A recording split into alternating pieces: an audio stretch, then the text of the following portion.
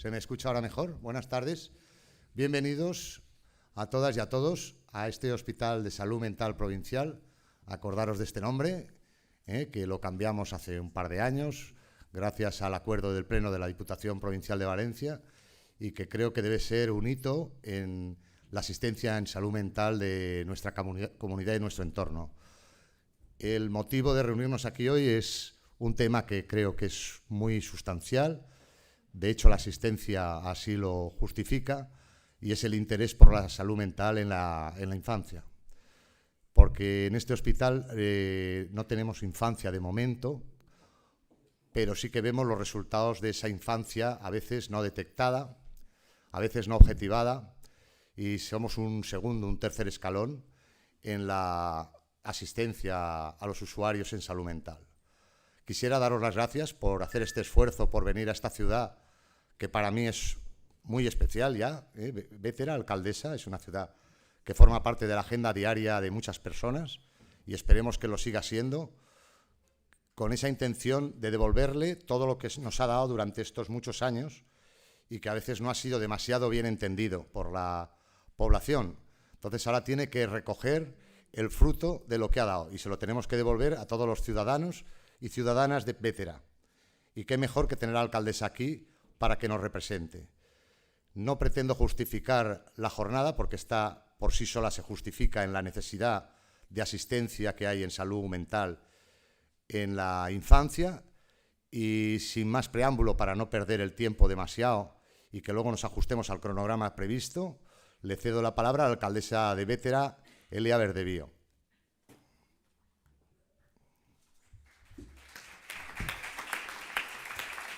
Gracias. Muy buenas tardes a todos y a todas. Quiero saludar primero a las personas que me acompañan en la mesa, a don Alfredo Ribelles, director del Hospital de Salud Mental Provincial, a la diputada doña Inma González, al director de actividades, don José Guillem, de los premios Rey Jaume I, y a todas las personas que estáis hoy aquí, ponentes, profesionales y público asistente. Quiero empezar agradeciendo una vez más a don Alfredo Ribelles que haga posibles encuentros como este, un espacio que nos permite parar un momento, pensar y reflexionar. Reflexionar juntos, porque es algo muy importante como es nuestra salud mental y sobre todo la de nuestros niños y niñas.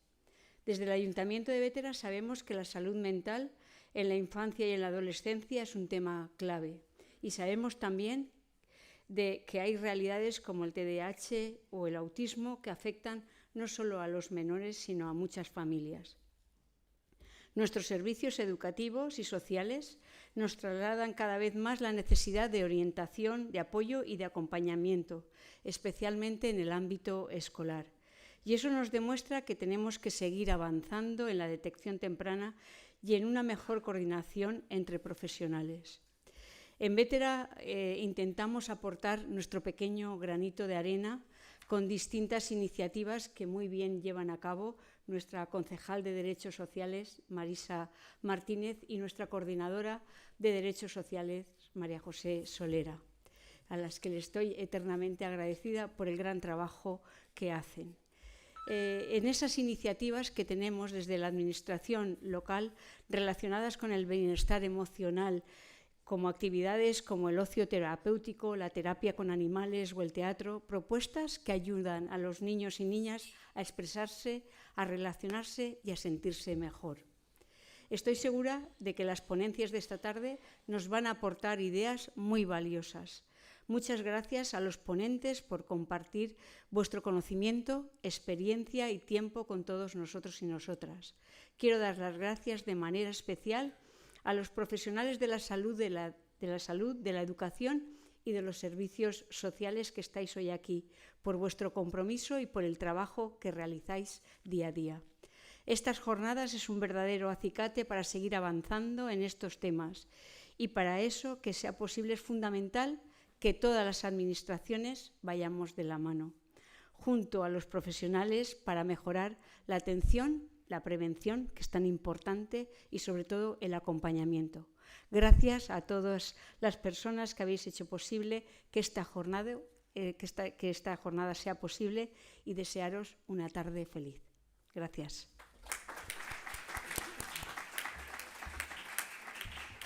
A continuación tiene la palabra don José Vicente Guillén, en representación de la Fundación Valenciana Premios Rey Jaume I. Buenas tardes. En primer lugar, agradecer a todos su presencia, autoridades y todos vosotros, porque juntos vamos a pensar sobre uno de los temas más importantes que nos puede plantear en la sociedad del siglo XXI. Vosotros sabéis que la Fundación Valenciana Premio Rey Jaume I es un lugar de encuentro que lo estamos ejerciendo hoy, con todos vosotros aquí juntos, para pensar, pues como decía uno de los premiados en los premios Rey Jaume I del último año, para pensar con mentalidad del siglo XXI para problemas del siglo XXI. Esto es un tema importante y que quiero resaltar, lugar de encuentro y de pensamiento. Otro tema importante para nosotros es agradecer a todos vosotros vuestra presencia, la acogida, y además a los colaboradores ponentes su dedicación y el reconocimiento por parte de nuestra fundación de su gran trayectoria profesional que hoy van a poner a disposición de todos nosotros. Y a todos vosotros, pues eso, que pasemos un rato agradable y que nos llevemos en el zurrón de los mensajes del estudio que hay personas que lo están pasando mal y que necesitan una respuesta social importante. Y en todo ello estamos implicados todos y todos vamos a tratar de resolver. Entonces, mi presidente no ha podido venir, don Javier Quesada, yo le sustituyo, pero la Fundación está aquí con todos vosotros. Muchas gracias.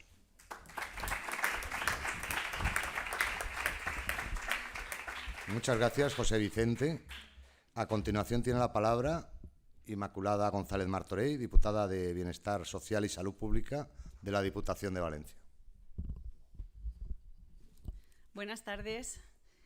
Cuando se programan unas jornadas que incluyen retos y claves, en nuestro caso de la salud mental, y se hace con un buen cartel de profesionales y expertos en la materia, el resultado no puede ser otro que el del éxito seguro.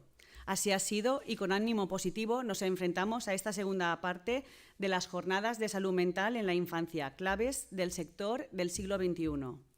Como diputada del área social de la Diputació de Valencia, quiero agradecer a la organización de estas a la Fundación Valenciana Premios Jaume I.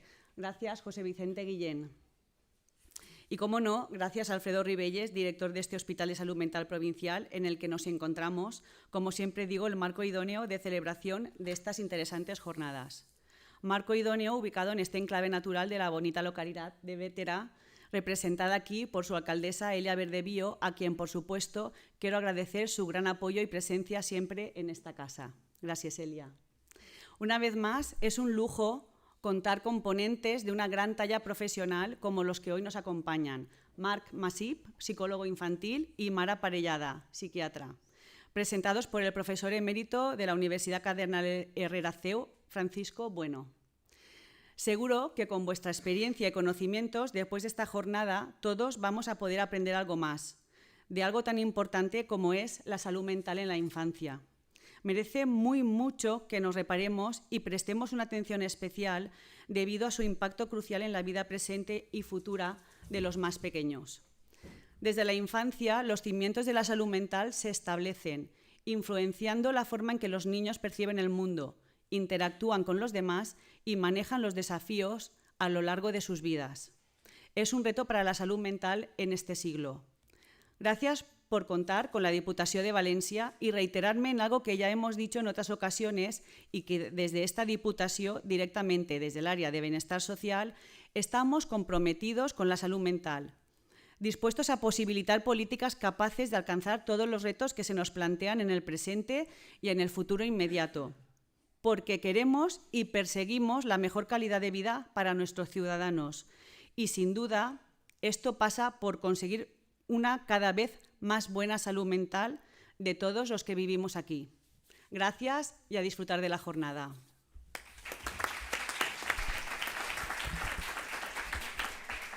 A continuación, iniciamos las actividades científicas y el doctor Bueno, junto a los ponentes, Mara y Marc, por favor.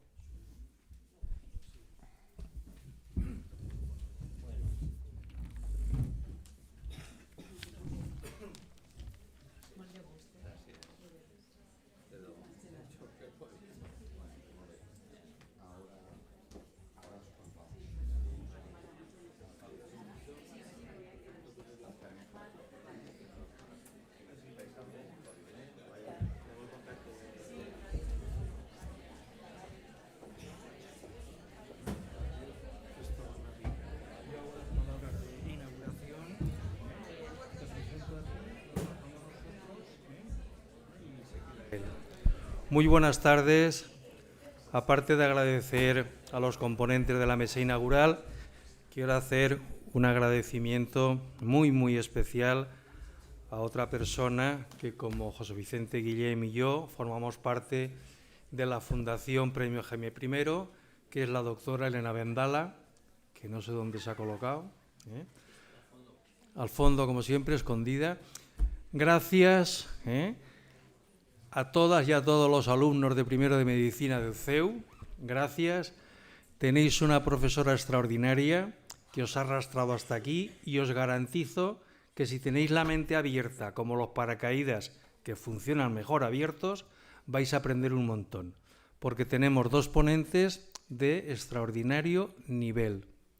Si la universidad es universalidad, si el estudio es conocimiento, el aprendizaje os tiene que guiar en el esfuerzo, en el trabajo, en la recompensa diferida, no en la inmediatez que explicarán de las redes sociales, no en la inmediatez de lo consigo en 2 minutos, sino estudio, aprueba. Elena, acabo de agradecerte la presencia y el trabajo que has hecho. En nombre de la Fundación Premio Jaime I y de su presidente Javier Quesada. A lo que vamos. Tenemos dos ponentes extraordinarios y yo quisiera hablar muy brevemente, como introducción, el porqué de estas jornadas. Hay momentos en que todo niño se pone triste o está ansioso, está irritable o está agresivo. A veces resulta difícil para muchos niños quedarse quietos, prestar atención o interactuar con los demás. En la mayoría de los casos, estas son solo fases normales del desarrollo.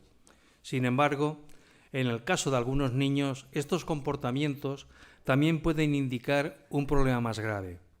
Hay muchos trastornos mentales, muchas alteraciones, mucha limitación del desarrollo de la personalidad, como se expondrá posteriormente, y hay trastornos de ansiedad, trastorno de déficit de atención con hiperactividad, trastorno de espectro autista, la depresión y otros trastornos del estado del ánimo y alteraciones alimentarias, etcétera, etcétera. El tratamiento en la etapa temprana tiene una importancia capital para ayudar a estos niños a controlar sus síntomas, así como apoyar su bienestar social y emocional. Muchos adultos reflexionan sobre cómo son los trastornos mentales que afectaron su infancia y muchos desearían haber tenido una información, un asesoramiento o un tratamiento en un momento determinado de su infancia o su adolescencia que en muchas ocasiones no pudieron tenerlo.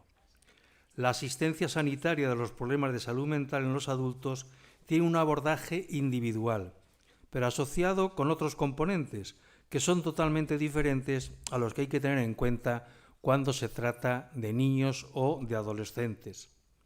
La patología de los niños y adolescentes son muy diferentes en función de la edad, el neurodesarrollo y la psicología individual, por lo que el tratamiento de sus problemas de salud mental es obligatorio tener en cuenta el contexto individual en primer lugar, la situación escolar, la relación entre iguales con los amigos y sobre todo la familia, esa cosa que está tan denostada en la actualidad y que es el núcleo básico de la sociedad.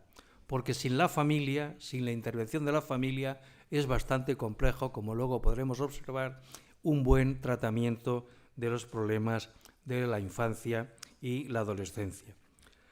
Al igual que la especialidad de pediatría no es la medicina aplicada del adulto al niño, la psiquiatría infantil no es la psiquiatría del adulto aplicada al niño.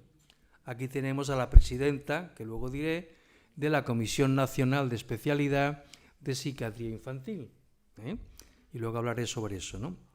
Y es importante tener en cuenta que desde el año 21, a través del Real Decreto 689-2021 de 3 de agosto, se estableció el título de médico médica especialista en psiquiatría infantil y de la adolescencia, actualizándose diversos aspectos del título de médico especialista en psiquiatría. ¿Por qué? Porque es un hito importante. No tenemos en España psiquiatras infantiles, o tenemos muy poquitos. Por lo tanto, hay que dedicar la vía MIR 3 años a la psiquiatría básica y 2 años a la psiquiatría infantil para poder, digamos, retomar todos estos temas. Sirva esto como preámbulo para destacar la importancia que tiene esta jornada enfocada a la salud mental en la infancia. Y paso a presentar a... Lo sé, a ver, espera. ¿On? No, tampoco. Bueno, es igual, si no lo hago a capela, ¿eh? Bueno, filiaciones, todos los que estáis estudiando medicina, siempre tenéis que decir vuestra filiación y vuestros conflictos de interés, ¿vale? Yo no tengo ningún conflicto de interés con ninguna industria que fabrique fármacos para estas patologías. Estas son mis filiaciones de donde trabajo a nivel asistencial, a nivel, las adscripciones a nivel de investigación.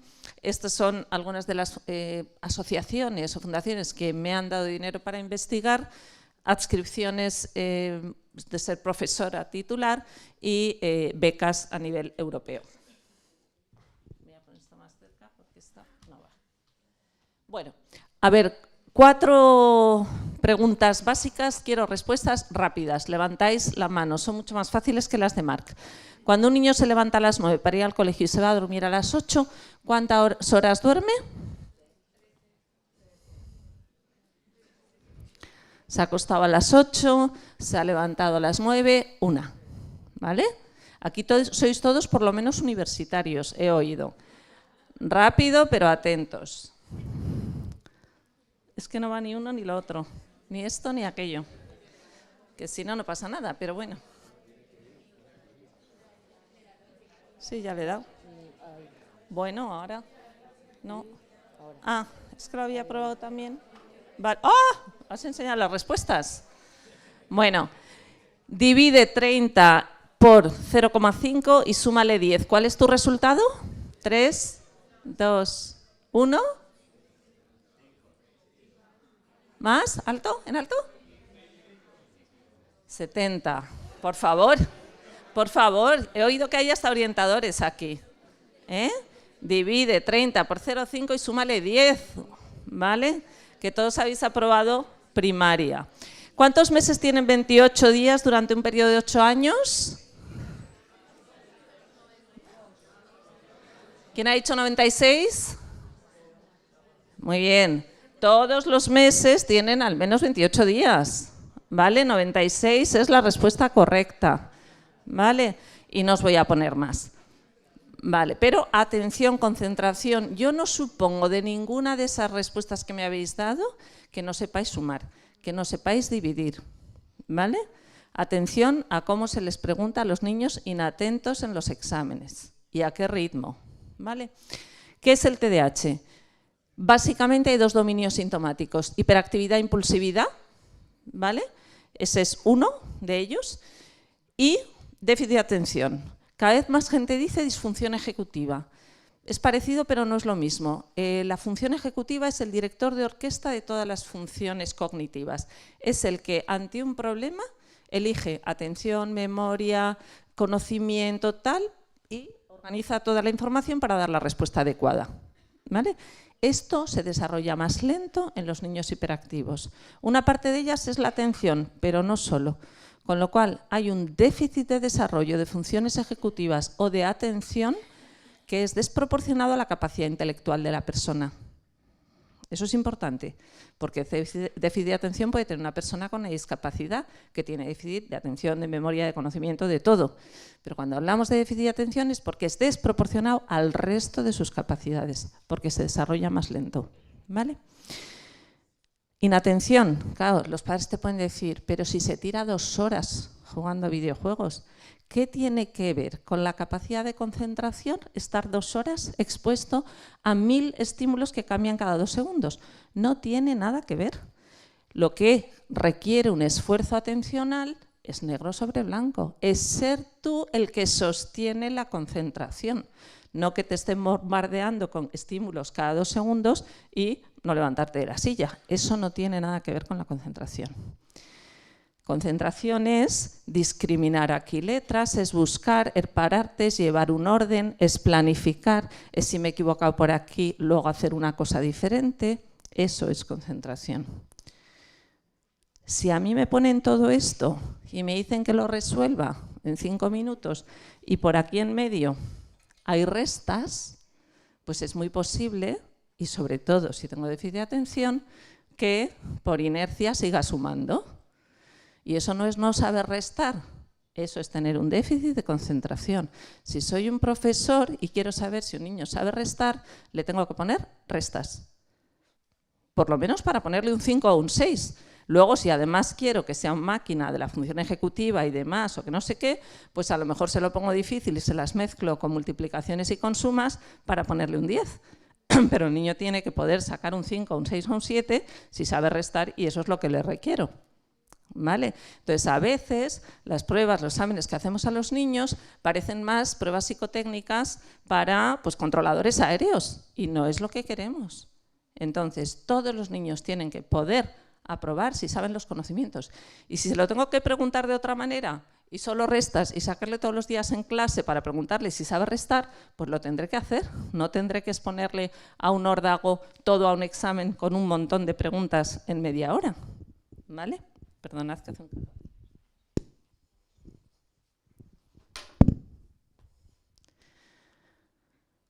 Bueno, una de las cosas que caracteriza a los niños con TDAH dicen que es como una especie de ceguera del tiempo.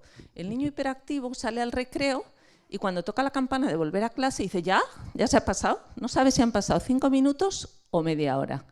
No tienen ese concepto, llegan tarde, no se organizan, no planifican y no tienen ese reloj interior que tenemos todos para saber, bueno, ya más o menos esto se tiene que estar terminando porque ya llevamos más o menos 20 minutos. Pues esa ceguera del tiempo, niños listísimos y que dices, ¿todavía no sabe leer un reloj analógico? Pues no saben, tardan a lo mejor años y años y te parece y no das crédito, ¿no? Eso es muy típico de niños hiperactivos. Además, todas estas características se tienen que dar en varios ámbitos de la vida. No vale que sea solo en clase, no vale que sea solo en casa. Si yo tengo todas estas características y solo ocurre en casa, pero en clase el niño está sentadito, se concentra, se planifica, contesta perfecto, ahí hay un problema familiar, evidentemente, de comunicación, de tensión, un padre alcohólico, lo que sea. Pero eso no es un TDAH. Y si solo pasa en el colegio y en casa el niño aguanta 1 hora y media sentadito viendo una peli, la hora de cenar con la sobremesa, no sé qué, no sé cuántos, tampoco es un TDAH. Ese niño, si solo tiene problemas en el colegio, hay un problema educativo. O se le está pidiendo más de lo que puede, o tiene un problema específico de aprendizaje, o a lo mejor tiene un CI justito y le estamos exigiendo unos contenidos a los que no llega. O a lo mejor resulta que a la profesora le cae fatal el niño y el niño lo nota, ¿vale? Pero hay un problema contextual, evidentemente. El TDAH es en todos los ámbitos de la vida. Es crónico y es desde la infancia. Es algo que está en el hardware de los individuos. Es decir, a lo mejor un niño que es muy listo, tiene buena memoria, tira de otras habilidades cognitivas y el problema no surge hasta los 12 años o hasta los 8 o hasta los 16, pero venía de antes. Y si uno rasca, no, claro, era el que siempre se levantaba por la jarra de agua cuando faltaba, o que si sonaba el telefonillo se levantaba porque necesitaba moverse. A lo mejor está muy bien educadito, es muy formal y quiere agradar, pero tenía el problema seguro. Entonces, lo que puede pasar es que no ha aparecido hasta que le ha superado, como si dijéramos, el contenido académico y ha tenido que tirar, además de su capacidad general y su inteligencia y demás, además de capacidad de concentración. ¿Vale? Y además siempre hay que descartar que no es por otro problema médico o psiquiátrico. Un déficit de atención puede ser una encefalitis. Si a ti te dicen que este niño no tenía ningún problema de concentración y desde hace 3 meses no se concentra, eso no es un TDAH. A no ser que estuviera mal evaluado y cuando tiro del hilo efectivamente estaba compensado porque estaba educado fenomenal, en un entorno muy adecuado, una clase de pocos niños, no sé qué, y además unos padres tolerantes a que el niño se moviera, pues da igual. Pero si realmente no tenía un problema de concentración y de repente lo tiene, hay que ver. Oye, que hemos visto niños hospitalizados con 14 años que tenían 8 dioptrías en familias muy desfavorecidas y nadie se había dado cuenta de que no veían 3 en un burro, por ejemplo. O que no oían bien, o que tienen una depresión. ¿Vale? Al final, la atención es la función ejecutiva más frágil que hay. Cualquiera de nosotros, si un día estamos con retortijones o nos duele la cabeza o hemos dormido fatal, al día siguiente tenemos una clase complicada o en un idioma que no es el nuestro y a los 10 minutos se nos va la atención. Se merma nuestra capacidad general. ¿Vale? Entonces, eso hay que tener cuidado que el niño no le esté pasando otra cosa. Si el niño está pendiente de cuando llegue a casa, mi padre va a volver a pegar a mi madre, pues no va a atender ni de broma a filosofía. Entonces, si hay un déficit de atención, hay que ver todo lo demás. ¿Vale? Han cambiado los criterios diagnósticos, pero no demasiado. Había antes unas clasificaciones que van cambiando cada ciertos años porque en general los trastornos psiquiátricos no son entidades naturales. Esto no es una bacteria que tengo en el cuerpo y entonces me hace no sé qué. Es un conjunto de síntomas, por eso decimos trastornos y no enfermedades, que se comportan de una forma homogénea, con un pronóstico homogéneo, con unos tratamientos homogéneos, y entonces se hacen consensos de criterios diagnósticos que son lo que llamamos trastornos psiquiátricos, algunos más válidos, otros menos válidos, y que pueden tener pequeños cambios con el tiempo. Entonces, por ejemplo, en el TDAH lo que ha pasado es que se ha visto que los adultos también sufren de TDAH desde la infancia, pero que no desaparece necesariamente cuando uno crece. Muchos mejoran porque madura todo ese prefrontal o porque toman decisiones adecuadas a nivel vocacional. Claro, si un niño con TDAH decide que quiere ser notario y estar 5 años encerrado estudiando, pues ya puede tener buena memoria y buena determinación y buena capacidad para que sus padres le mantengan, porque si no es una muy mala decisión. En general, el niño TDAH va a estar mejor si es muy TDAH en algo un poquito más activo en la vida. Entonces, uno en general debe elegir lo que le gusta y además se le da bien y además va con su naturaleza, porque si no, pues es un sufrimiento, ¿no? Bueno, pues ahora se permite que el TDAH, te dicen, si aparecieron todos estos síntomas antes de los 12 años y son crónicos y cumplen todo lo demás, podemos decir TDAH. Antes decíamos antes de los 7 años, ¿vale? Y esto es porque algunos pasaban desapercibidos, pues a lo mejor por escolarizaciones muy sencillas, porque vivían en una granja, por lo que fuera, y entonces habían pasado desapercibidos, ¿no? Pero han empezado a tener síntomas después y a lo mejor un diagnóstico de TDAH les viene muy bien para tener el tratamiento adecuado, ¿vale? Súper rápido. En una guardería, ¿qué solemos ver? Niños muy movidos, enérgicos, pero sobre todo desorganizados. Los niños son muy activos. Hay niños muy activos y hay niños poco activos. Hay niñitas que están con la arenita media hora y hay niños que no paran ni medio segundo. Un padre de un niño de 2 años no se sienta, por definición. Está siempre de pie, detrás del niño y más en un parque o en la calle. Lo que normalmente marca más el TDAH es que ese movimiento es desorganizado. Se va al columpio y entonces a medias de la escalera se baja porque ve a no sé quién con una pelota y entonces no termina nada, ¿vale? Una persona hiperactiva no es una persona rápida, superactiva, supercompetente, que hace todo bien. Es que además es desorganizada, ¿vale? Frustran a los profesores y con mucha frecuencia, si no, bueno, todos habéis visto en las guarderías no hay sillitas así puestas tal, es un espacio para que los niños se muevan, eso es lo normal, ¿vale? Es normal moverse mucho y moverse poco. Pero si no se vehiculan bien o si en demasiados graves pueden aparecer problemas de conducta. Son niños impulsivos, Para cuando se piensan lo que querían haber hecho, ya lo han hecho. Para cuando piensan que, ay, está al otro lado de la calle mi amiguito, pero hay una calle con coches, ya han cruzado, ¿vale? Y lo mismo les pasa con los ejercicios. Un niño hiperactivo ve un enunciado un poquito largo, ve el principio del enunciado y dice, anda, si tengo 4 manzanas en 2 cestas, 8, y pone 8. Y se salta todo lo siguiente del enunciado. Porque la precipitación y la respuesta es como imperiosa, ¿no? Necesitan tenerlo antes. En primaria muchos han llegado sin diagnóstico y lo que se ve es mucho desorden en la ejecución, muy irregular, muy poca atención a los detalles, muchos errores tontos, mucha interrupción en clase sin pensar, es el niño que habla antes de decirle fulanito, ¿no? Van saltando muchos despistes y demás, rabietas, agresividad. ¿Y qué pasa en la adolescencia si no se ha diagnosticado antes o si se ha diagnosticado? Aquí es una de las causas más frecuentes de fracaso escolar, el TDAH. Y es una lástima porque el TDAH es probablemente el trastorno psiquiátrico preferido por los psiquiatras porque es el más agradecido con el tratamiento. Un niño con TDAH puede ser un adulto absolutamente normal, con una vida plena, con un trabajo, con una familia que se sostiene, que no tiene discapacidad, perfectamente.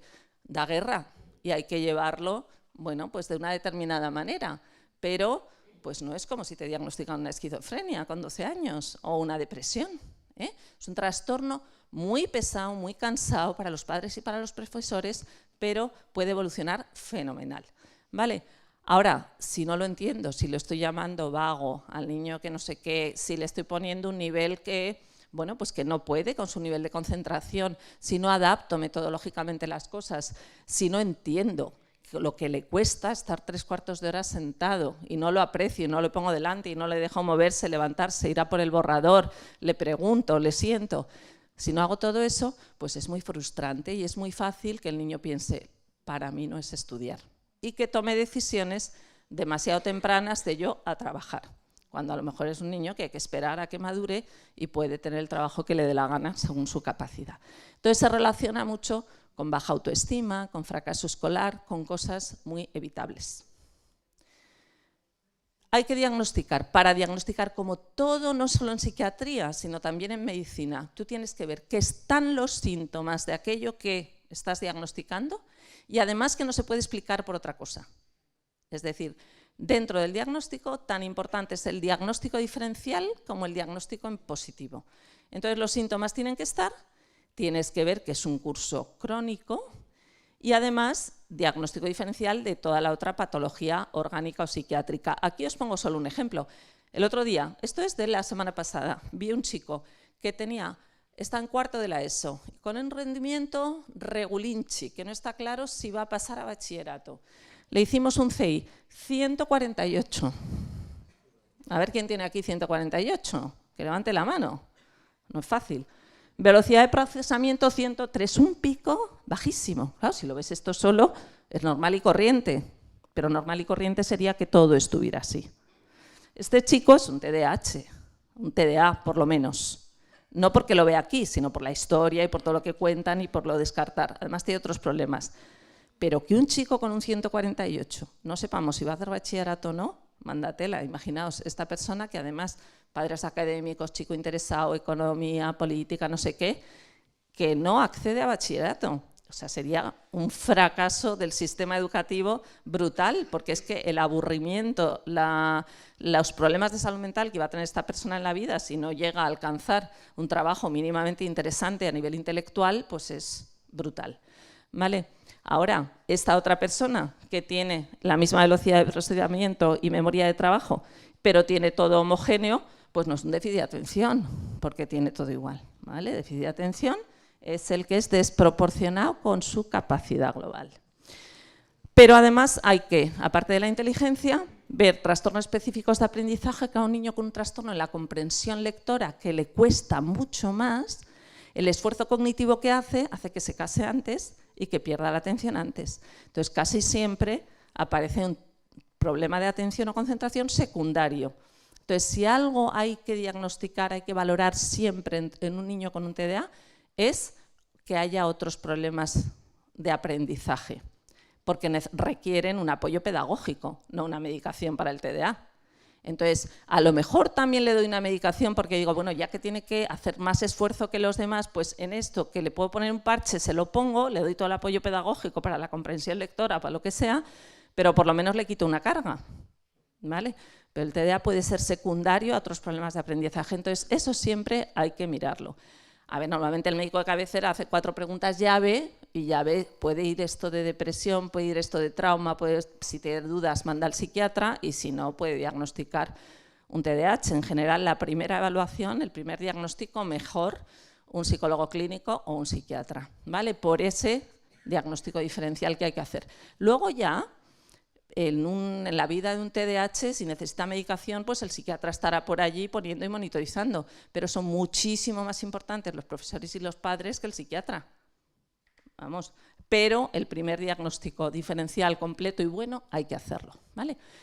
Y temas de, bueno, a lo mejor el niño está durmiendo fatal porque tiene un problema emocional o de otro tipo. A ver quién se concentra bien al día siguiente cuando duerme fatal. O tiene un problema de sueño, ¿no? Un trastorno de sueño, o una alergia o una epilepsia por ausencias. Entonces, un pequeño screening biológico, incluido sensorial, psiquiátrico y pedagógico, es necesario para diagnosticar un TDAH. Luego ya, una vez diagnosticado, haya educación y parentalidad. Entonces, cuando diagnosticamos un TDAH, vemos dónde hay impacto, porque no os olvidéis nunca, TDAH, la T es de trastorno. En psiquiatría, cuando hablamos de trastorno es porque algo tiene un impacto funcional. No vamos a diagnosticar de trastorno a nadie porque sea atípico, porque sea raro, porque sea un friki, porque sea estadísticamente outlier. No, solo si esas características producen un impacto funcional a nivel académico, a nivel familiar, a nivel social. En el TDAH, pues lo más frecuente es que haya impacto académico y que el niño tenga menos rendimiento de que le corresponde por su capacidad y entorno, o social, porque mete demasiado la pata por su impulsividad y acaba produciendo rechazo, sobre todo en niños TDAH con pocas habilidades sociales. Porque los niños TDAH graciosos y con habilidades sociales meten la pata pero la sacan muy bien y a veces son pues encantadores y fenomenal. Pero a otros que son menos habilidosos pues acaban siendo el payaso rechazado, ¿vale? O a nivel social o familiar, porque es un coñazo. O sea, tener un niño al que hay que decir 7 veces vete a lavar los dientes, pues como no te enseñen a enseñar o no te eduquen para educar y te digan, no, mira, es que a la segunda o a la tercera tú dejas de hacer la cena, te vas con el niño, te plantas en el baño hasta que se lave los dientes, porque si no, no hay nadie que a la séptima no grite o le diga siempre igual o no sé qué. Si tu hijo pues va hacia el baño y a mitad de camino se despista con otra cosa, pues a la segunda tienes que hacer que lo haga, porque es que si no, los gritos, los rechazos, es inevitable. Además, tengo que ver por qué ahora. O sea, ¿por qué me planteo ahora que este niño tiene TDAH? ¿Por qué? Porque saca 6 es cuando parece un niño listísimo, porque está dando muchos problemas a sus padres, que están agobiados porque le están todo el día criticando. ¿Qué ha pasado ahora? Ha cambiado de ciclo, ha cambiado de profesores, ha cambiado de colegio, los padres se han cansado, simplemente ya ha llegado a una edad donde se le exige más. ¿Qué ha pasado? Siempre es muy importante entender por qué ahora, o tiene algún problema añadido. Y todos los factores asociados que puedan tener que ver, porque además de tratar el TDAH, claro, tengo que tenerle en la ubicación escolar adecuada, con las adaptaciones metodológicas adecuadas, con las pautas educativas adecuadas por parte de sus padres, etcétera, etcétera. ¿Vale? Igual que los perpetuantes. Esto en psiquiatría infantil es la Biblia. Cada vez que hay un síntoma disfuncional hay que preguntar por todo el contexto. Precipitantes, perpetuantes, predisponentes que hay en la biología de este niño para que sea así, porque a lo mejor es 90% biología, pero esa no la podemos cambiar, podemos dar un poco de medicación, pero lo contextual es donde podemos hacer cosas para adaptarnos y que ese niño tenga una experiencia educativa de éxito, ¿vale? Y todos los factores protectores de esa persona. Bueno, ¿cómo se diagnostica? Diagnóstico clínico. No se puede hacer un diagnóstico de TDAH con un cuestionario. Podéis por internet hacer un cuestionario y decir, estoy en riesgo de tener TDAH. Vale, son buenos para el screening, pero no para el diagnóstico clínico, porque ningún cuestionario te va a preguntar si es a lo largo de la vida, va a descartar si tienes una depresión o va a ver si es en todos los lugares. Entonces, los cuestionarios son buenos para el seguimiento de la intensidad de los síntomas. Una vez que está diagnosticado el niño, vale, pues hago un cuestionario cada 6 meses, veo si va mejor o peor, pero no para diagnosticar. ¿Vale? No tiene en cuenta aspectos longitudinales, no detectan nunca si hay un problema de aprendizaje, una dislexia o un CI bajo, y no tiene en cuenta que esté el problema en varios lugares, ni incluye otra psicopatología. ¿Vale? Fijaos, el niño este, llegar a los 16 años sin un diagnóstico, como ese que os decía antes, pues es muy grave. Problemas asociados más habituales, ya os los he dicho, rendimiento, relaciones interpersonales y autoestima. Los niños TDAH van de media muchas más veces a urgencias que los niños sin TDAH. Se accidentan, se golpean, se comen cuando son pequeñitos lo que no deben, bueno, pues muchísimo más. Es más frecuente que tengan relaciones poco duraderas y muchos más riesgos de drogas, de accidentes, por esa impulsividad. ¿Vale? Sobre todo no tratados. El tratamiento con psicoestimulantes de niños en la edad adecuada, farmacológico, cuando es necesario, se relaciona con menos uso de drogas en la adolescencia. ¿Vale? Bueno, este es el estudio más grande que hay a nivel longitudinal. Se empezó en el 97 en Estados Unidos, casi 600 niños, y lo que probaron es 4 tipos de tratamientos. Medicación intensiva, terapia conductual, tratamiento combinado o tratamiento comunitario estándar, médico de cabecera y un poquito así. Y lo que querían era comparar la eficacia de los tratamientos. Han salido múltiples estudios, múltiples reportes y publicaciones. En resumen, a corto plazo lo mejor es el tratamiento combinado, es decir, medicación más terapia cognitivo-conductual, ¿vale? Para manejar la conducta tanto en cole como en casa. A medio plazo, todo pierde efecto, pero siguen siendo lo más eficaz el combinado, o a corto plazo la medicación sola también funciona muy bien. Pero claro, si tú das solo medicación pero no enseñas técnicas de estudio, no enseñas a los padres a manejar la situación, no, pues es un desastre, porque luego llega la adolescencia, el niño decide que no quiere tomar medicación, o no le hace efecto, o tiene efectos secundarios, o lo que sea. El niño tiene que aprender, mientras madura, buenas técnicas para sus características personales. Cada uno tiene que hacerse cargo de sus dificultades y de sus virtudes. Entonces, bueno, en cualquier caso, el uso de drogas, estos son barras que utilización de alcohol, de marihuana y de tabaco, pues una diferencia significativa en todo lo que tiene que ver con cannabis y con tabaco en niños con TDAH o normotípicos. Y con la edad exactamente igual, todo tipo de drogas ilegales, por esa impulsividad, por esa sensación de fracaso crónico acumulado, ese querer pertenecer en un determinado momento cuando no tiene buenas relaciones. El 15% mantiene un diagnóstico con todos los síntomas a los 25 años. Algunos de los criterios o clasificaciones diagnósticas relajan un poco los diagnósticos, los criterios, y te dicen que en la etapa adulta con tener 5 criterios basta en lugar de 6. Bueno, ¿eso qué quiere decir?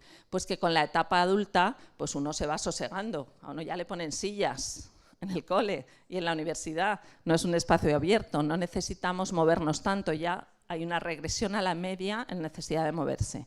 Entonces la parte de la hiperactividad se templa. La parte de la inatención suele madurar, lo que pasa que 2 años o 3 después, y a veces persiste, y la parte de la impulsividad también se suele templar. Pero si uno sigue teniendo impacto funcional por los síntomas, se sigue manteniendo el diagnóstico a lo largo de la vida. Entonces, más o menos, en muchas cosas nos funciona más o menos la regla de los tercios. 1/3 desaparecen los síntomas y ya no les corresponde un diagnóstico a lo largo de la vida, 1/3 necesitan medicación toda la vida, por lo menos en los días laborables, y 1/3 pues están ahí, pues depende de en qué trabajen, depende de lo que tengan que hacer. ¿Vale? Se solapa con otros trastornos del neurodesarrollo. El TDAH al final es un problema neurobiológico, entonces no es raro que sea más frecuente en niños que tienen otros problemas de desarrollo del sistema nervioso central, por ejemplo, autismo, por ejemplo, dislexia, etcétera, etcétera. A veces por la misma causa común y a veces como consecuencia, ¿vale? Peores resultados no frecuentes son comportamientos antisociales, trastornos afectivos y demás.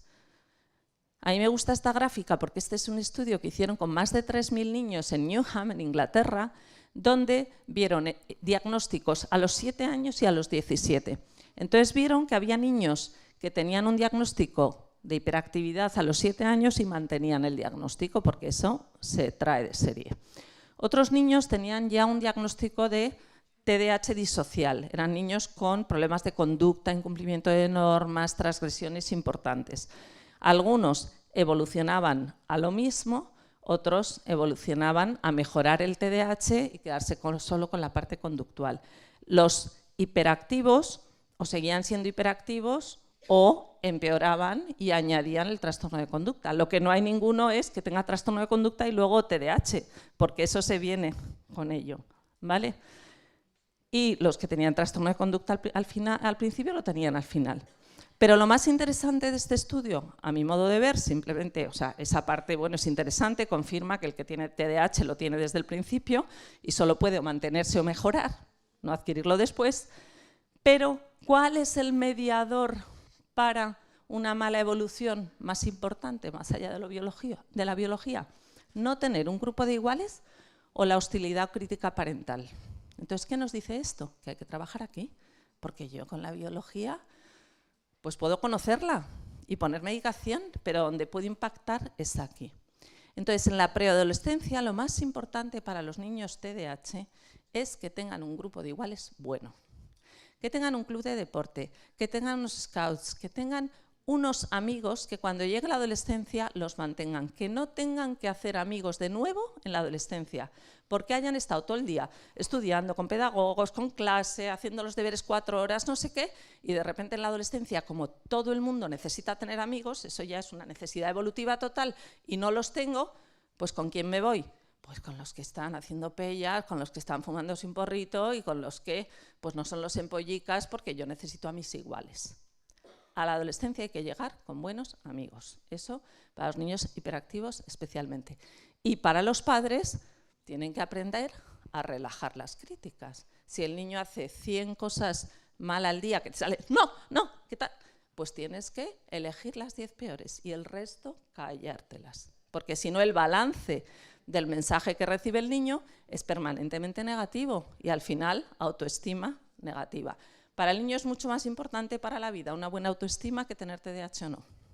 Y tener una confianza en sí mismo y saber quién es. Oye, ya sé que peco de impulsivo, pues ya tendré que hacer yo cosas para aprender a controlar esos impulsos o aprender a pedir perdón o lo que sea, ¿vale? Entonces, la hostilidad, quien dice crítica parental hostilidad, también dice de los profesores, ¿vale? Entonces, esto ya lo he puesto. El único otro trastorno que os voy a decir que algunas veces puede pasar es que lo confundamos con un trastorno bipolar, pero eso es mucho más raro, ¿vale? Pero si un niño se muestra hiperactivo, impulsivo, con todos los síntomas, de repente a partir de los 15 años, cuidadín con los tratamientos farmacológicos porque no vaya a ser que sea un primer episodio maníaco, ¿vale? Bueno. Esto ya os lo he comentado, a nivel neurobiológico no hay grandes avances, ya sabíamos que hay un retraso, lo que pasa que ahora lo vemos más bonito, lo constatamos en las distintas imágenes, pero pues hay un retraso en la maduración, sobre todo de lo que es los circuitos, o sea, es un tema no de localización física, sino de conectividad en el cerebro, entre la zona prefrontal, que es la de las funciones ejecutivas, y zonas subcorticales, que va, y entonces ahí es donde están todos los circuitos de inhibición y demás. Hay un retraso en esas áreas, ¿vale? Y además hay una hiperconectividad de regiones subcorticales, que son las que tienen más relación con la impulsividad y demás. Y lo nuevo de hace, pues yo qué sé, 15 años, 20 ya, es que hay algunas alteraciones en la red de modo por defecto, el Default Mode Network. ¿Eso qué es? Eso es lo que nos pasa en el cerebro cuando no hacemos nada. O sea, cuando estamos en atención flotante, estamos pensando, el cerebro no está plano, está saltando de unas ideas a otras, hay una cierta conectividad, una cierta actividad. Y en cuanto me llaman la atención, fulanito, o se pone a hablar el profesor o lo que sea, pues inmediatamente yo se inhibe y conecto con lo que necesite. Bueno, pues a estos chicos tardan más y necesitan un estímulo mayor para conectarse con el input externo. Eso está ya súper demostrado en un montón de pruebas de imagen. No hay ninguna prueba, ni genética, ni de imagen, ni electroencefalograma, ni nada que nos confirme un diagnóstico de TDAH. Cuando lo hacemos es para descartar que estemos ante otro problema. Si yo veo un niño que tiene un problema de concentración súper intenso desde hace 3 meses y antes no lo tenía, le hago un electro, porque a lo mejor hay una epilepsia del sueño, a lo mejor hay una encefalitis u otra cosa, pero para descartar otras cosas, no para hacer un diagnóstico en positivo. Lo digo porque hay muchos niños y mucho cantamañanas y mucho vendepruebas que hace unos estudios de neuroimagen de colores preciosos y te dicen que tienes TDAH. Eso es cuento, ¿vale? Solo sirve para descartar otras cosas o para investigación. Si yo cojo 500 niños con TDAH y 500 normotípicos y comparo esas actividades, pues empiezo a entender los mecanismos del TDAH. Pero uno cogido así al azar, no tengo ni idea. Esto es como si yo cojo pues 500 noruegos y 500 españoles y efectivamente la media es más alta la de los noruegos, pero cojo cualquiera al azar y digo, mide 1,70 o mide 1,90 y puedo decir que es noruego, pues no. ¿Vale? Pues en esto es igual. ¿Y qué hay que hacer? Bueno, pues en niños pequeñitos nunca se empieza por medicación, a no ser que sea una cosa gravísima, con unos problemas de conducta muy importantes, o haya otro trastorno del neurodesarrollo asociado. Si yo, por ejemplo, tengo un niño con autismo, con un déficit de atención importante y claro, que va más allá de su capacidad intelectual, digo, bueno, pues por lo menos le trato el déficit de atención para que todo el trabajo psicopedagógico y de estimulación, no sé qué, pueda tener más efecto. Pero a un niño que solo tiene TDA y que tiene una buena inteligencia, memoria y demás, pues nada, hay que hacer modificaciones ambientales, entrenamiento a padres, modificaciones pedagógicas, etcétera, etcétera. ¿Vale? De forma general, hasta los 7-8 años no se trata farmacológicamente. Y normalmente no debería ser la primera medida terapéutica. ¿Vale? Entonces, pues hay una serie de fármacos, hay un montón. Cuando yo estudié solo había metilfenidato, ahora hay lixanfetamina, que la había en Inglaterra hace muchos años, hay guanfacina, tomoxetina, cada uno tiene sus preferencias. ¿Qué pasa? Sí. Bueno, pues eso, niños pequeños en primera línea hay el metilfenidato, en adolescentes las anfetaminas y en adultos cualquiera de los dos. Y luego en segunda intención pues tenemos otros. Cuando además hay ansiedad asociada, pues preferimos la tomoxetina o la guanfacina. Si hay antecedentes de trastorno bipolar, pues preferimos otras. Yo insisto en que la primera vez, los primeros tratamientos, es bueno que sepa que lo haga un experto. Mejor un psiquiatra infantil, mejor un neuropediatra que sepa de TDAH que no un pediatra general, ¿vale? Un médico general. Luego ya el seguimiento es muy sencillo, es muy fácil, ¿vale? Lo difícil es educar a estos niños. El tamaño del efecto. El tamaño del efecto es un término que en medicina es fundamental. Es cuánto de intensa es la eficacia de un fármaco.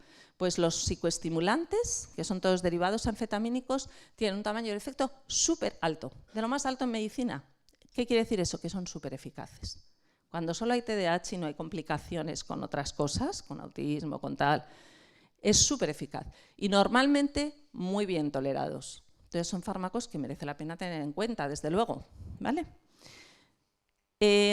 Pero, cuidado, porque no es una salida fácil para estudiar menos, para, como hacíamos algunos, o hacían sobre todo algunos en la carrera, estudiar toda la noche antes. No. Eso ya es hacer de drug dealer, ¿no? Y no estamos para eso los psiquiatras. Y además no tienen el mismo efecto, solo tiene efecto a corto plazo en gente que no tiene TDAH, una noche. Pero esto os lo muestro por lo preocupante que es, fijaos, el aumento de uso. Esto es España, esto es Holanda. El aumento de uso de psicoestimulantes.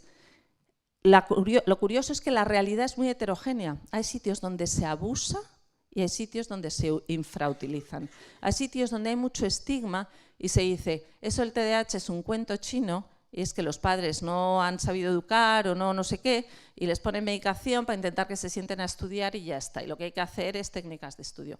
Ni eso es cierto, ni es cierto, como te encuentras a veces que en una clase hay 15 niños con medicación TDAH. Eso no es normal, porque la tasa, la prevalencia es de un 6% a nivel global.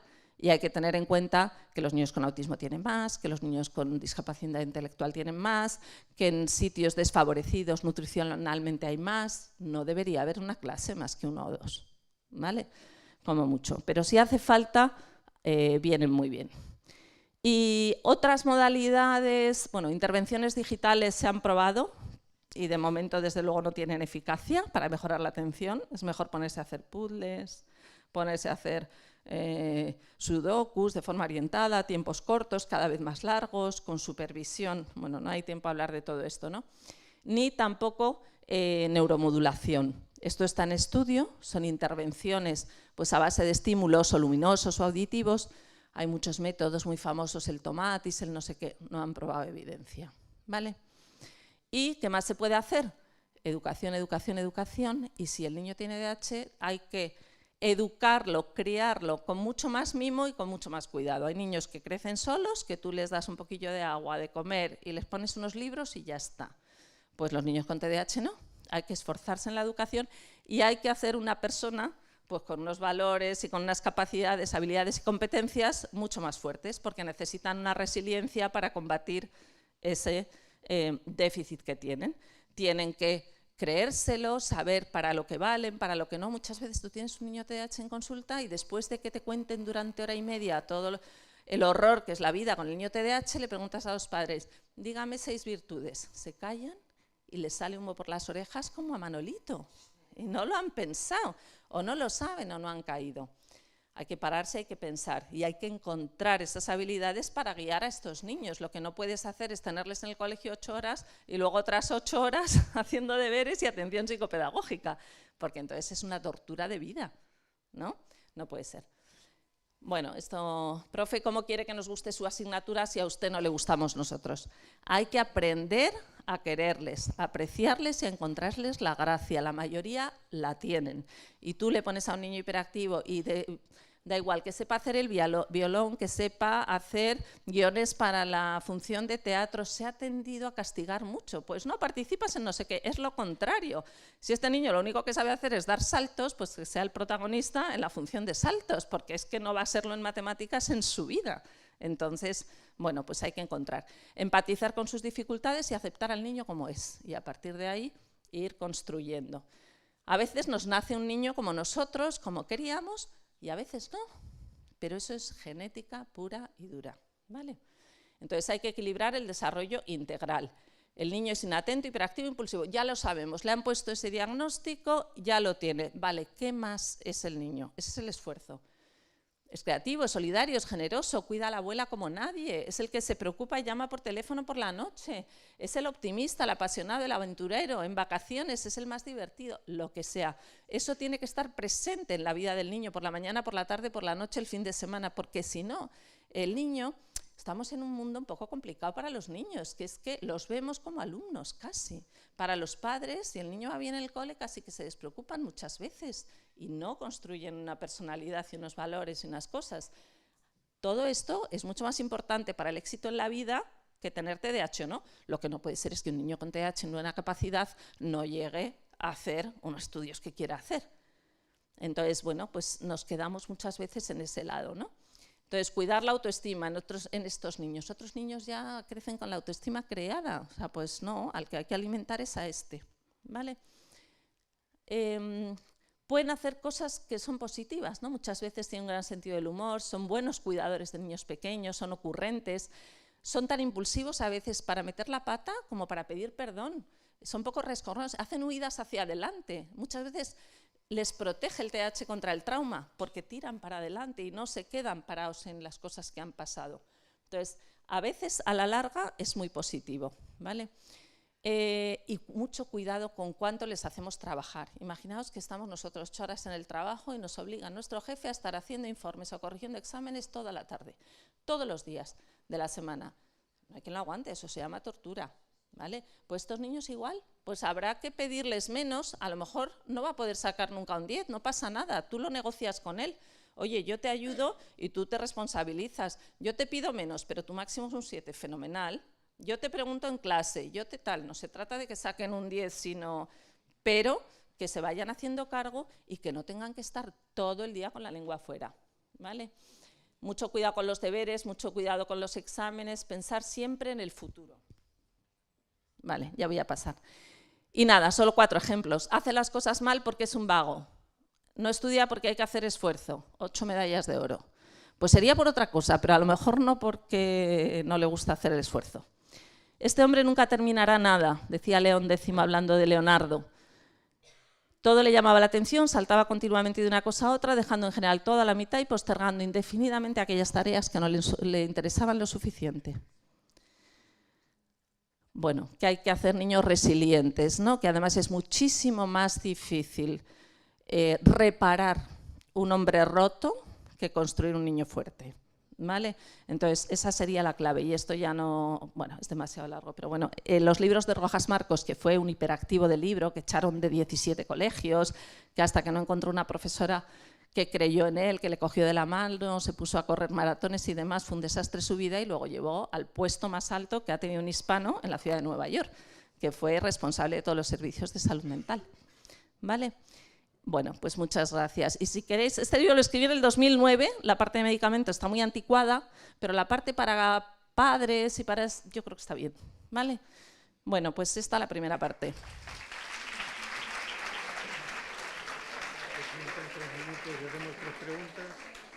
Vale.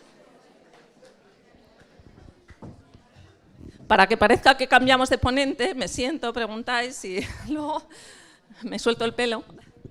Nada, para que descanse unos minutos. 3 preguntas, como antes, concretas, rápidas.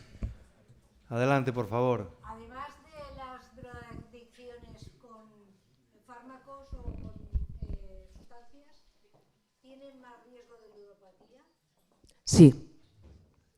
A ver, más riesgo de ludopatía, desde luego, desde las propias características de TDAH, como la impulsividad, ¿vale? Y luego ya, claro, las adicciones cogen su propio curso, una vez que uno ya de repente o tiene suerte y gana o lo que sea.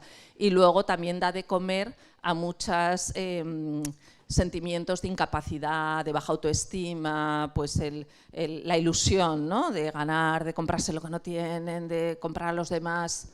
Pero eso es ya como muy mala evolución. Otra pregunta, por favor. Sí, ahí detrás.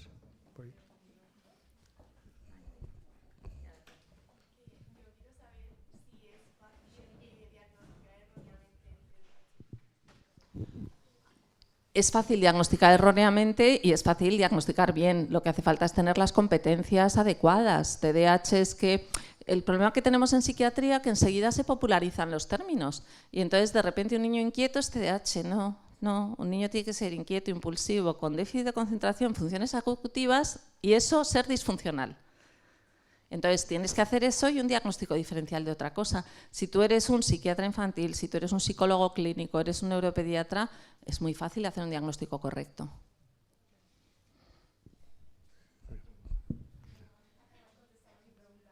No, vale.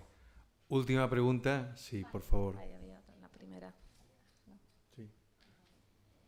Y como, bueno, para el tema de los orientadores escolares, que tenemos ahí un hándicap tremendo cuando hacemos las derivaciones a salud mental, muchos de los informes pues muchas veces nos los desestiman, no... Imagino que también por la falta de personal que hay en sanidad, en este área. Entonces, me gustaría... ¿Pero qué significa desestima? Sí, pues que a lo mejor ni llegan a pediatría. Lo que dicen, porque pueden decir que no lo... Claro, en pediatría directamente pues ya no lo... A mí me gustaría saber cómo justificar bien, porque muchas veces hay controversia también en las pruebas objetivas, cuando se enmascara, cuando el niño tiene un coeficiente intelectual muy potente, luego ejecuta las pruebas súper bien y realmente el niño sí que está mostrando... Claro, mira, es que por eso insisto yo en que el diagnóstico es clínico. O sea, a mí las pruebas objetivas, y os he insistido, yo un niño con TDAH, a mí con que me hagan un CI, si no va bien en el cole, que si va bien tampoco lo necesito, es decir, una valoración de capacidad intelectual, y pruebas específicas de aprendizaje me vale. Todo lo demás no lo necesito. O sea, yo veo informes así, con conclusiones que son un disparate, con un montón de pruebas, que si el Explora, que si el CPT, que si no sé qué, que si no sé cuántos. ¿Qué tiene que ver una situación de laboratorio? Un niño con una hoja haciendo una serie de pruebas, por mucho que estén por internet y sea realidad virtual, con la realidad de lo que te cuentan. Entonces, yo a los padres les diría, si os tenéis que gastar un dinero en un diagnóstico bueno, por el que más sepa, porque es que luego ya no le vais a necesitar, no vas a tener que ir al psiquiatra cada mes. Una vez que tiene un tratamiento adecuado, pues cada 6 meses. Pero el diagnóstico bueno, lo peor es ir dando vueltas, hacer aquí un cuestionario, hacer allá una prueba, hacer acullá no sé qué. Eso no sirve para nada. No sirve para nada porque la realidad es el niño se distrae cuando tiene que estar atento y cuando hay los estímulos alrededor normales de su vida cotidiana. Eso es lo que yo quiero saber. ¿Vale? Entonces es un diagnóstico clínico. Se abusa de las pruebas. Las pruebas solo sirven para caracterizar, vale, pues es un TDAH. Tiene más problema en la atención sostenida o en la atención no sé cuántos, no sé qué, y si vas a hacer una intervención psicopedagógica para entrenar esas funciones. Pero para hacer un diagnóstico, no. Lo que necesitas es una persona que sepa y punto. Y luego ya, pues todas las cuestiones metodológicas para el aprendizaje. Entonces, a ver, para los profesores es muy fácil diagnosticar o sospechar un TDAH. A mí me preocupa mucho más una depresión. Yo voy a un profesor y le digo, de tus 60 alumnos, hipotetiza que 3 tienen TDAH. Y te aseguro que aciertan casi seguro. Porque o es el niño que se mueve en la silla o pregunta si no sé qué o comete errores por tal. El que te preocupa es el niño inhibido. Entonces, es mucho más difícil diagnosticar cuando es un TDA sin H. Trastorno de déficit de atención sin hiperactividad. Ahí hay que hacer un diagnóstico muy fino, no sea que sea un problema de aprendizaje, un problema emocional o de ansiedad, que son niños que están en su mundo y en sus problemas en lugar de lo que tienen que estar. Hay TDAs puros cognitivos, pero ahí hay que hacer un diagnóstico diferencial más fino. Como ha quedado demostrado, la doctora Parellada es una excelente profesional, una excelente comunicadora y una excelente docente.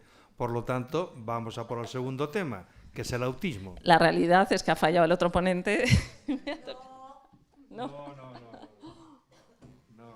El otro ponente estaba... En realidad mi tema ahora, desde el año... El otro ponente estaba muy molesto. Sí. Bueno, vale, lo he dicho así un poco alegremente. A ver, mi tema desde el año 2009 más o menos es el TEA, es a lo que más me dedico tanto en clínica como en investigación neurobiológica, el autismo, ¿vale? TDAH me dedicaba más antes. Entonces, bueno, cuando uno pues, se ha dedicado mucho a un tema, tiene canas aunque no se le vean porque las tiñe y todo este tipo de cosas, pues es difícil resumir, ¿vale? Porque además es un tema que me apasiona. Entonces, os voy a intentar señalar las cosas fundamentales.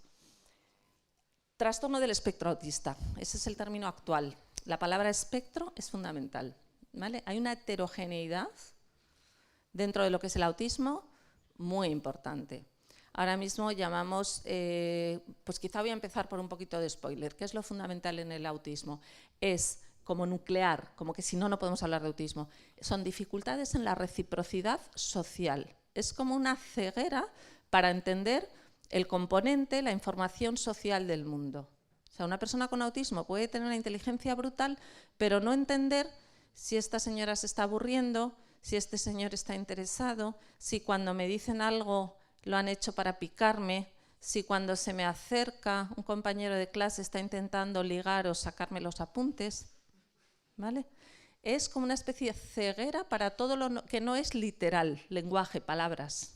Eso es como si dijéramos el núcleo fundamental. Y ahí la variedad es que uno puede tener dificultades intelectuales muy importantes o no tener ninguna.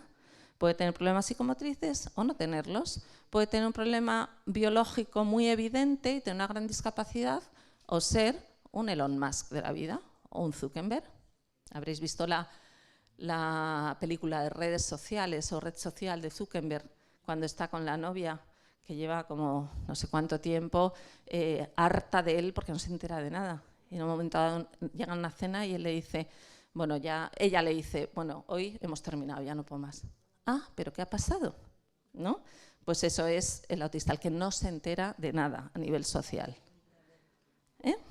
A ver, no... ¿Otra vez? A ver. ¿Qué habéis hecho antes? No sé qué pasa. Bueno. Entonces, nada, esto no os lo voy a volver a decir. La variedad es brutal. O sea, autista es esta mujer que es responsable del 60% de los dispositivos comederos del ganado de Estados Unidos. Es una ingeniera agrónoma, inteligentísima, superdotada, que con 4 años ingresó en un psiquiátrico, que empezó a hablar con 6, un autismo de los de libro, que ha desarrollado muchísimas máquinas sensoriales que necesitan los autistas, y que ahora mismo, bueno, pues es una crack, el 60% de los dispositivos comederos, que tiene un pensamiento visual, dice ella. Ella no piensa en palabras, piensa en conceptos, a veces en vídeos. Entonces ella dice, los humanos son tontos, porque hacen una máquina y la tienen que construir para ver qué falla. No son capaces de ponerla en funcionamiento en su cabeza, ver qué falla y construirla de otra manera, y cosas así. Pero te lo dice. Y te lo dice con esta mujer, estaba yo en una conferencia, me parece que era en Cincinnati, y entonces llegaba con su madre de 90 años y entonces al acabar la conferencia pues tú veías a los becarios que iban a atender a la madre y a llevársela al hotel porque ella pues como que no se daba cuenta que tendrían que atender a su madre y ocuparse de ella, ¿vale? Tenemos a este señor que también conocéis todos y tenemos gente que no tiene lenguaje, que no habla y que el mundo de las personas, la gente, le resulta igual que el mundo de las cosas. No diferencia entre una silla o entre un biberón o una madre que le da la teta, ¿vale? Eso serían como casos extremos. Técnicamente, ¿cómo se diagnostica? Pues tiene que haber estos 3 criterios: dificultades en la reciprocidad socioemocional, dificultades en la comunicación no verbal, ¿vale?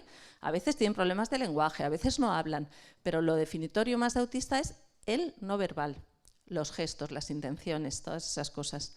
Y déficits en el desarrollo y mantenimiento de relaciones. Y además tienen que tener 2 de estos 4, no todos.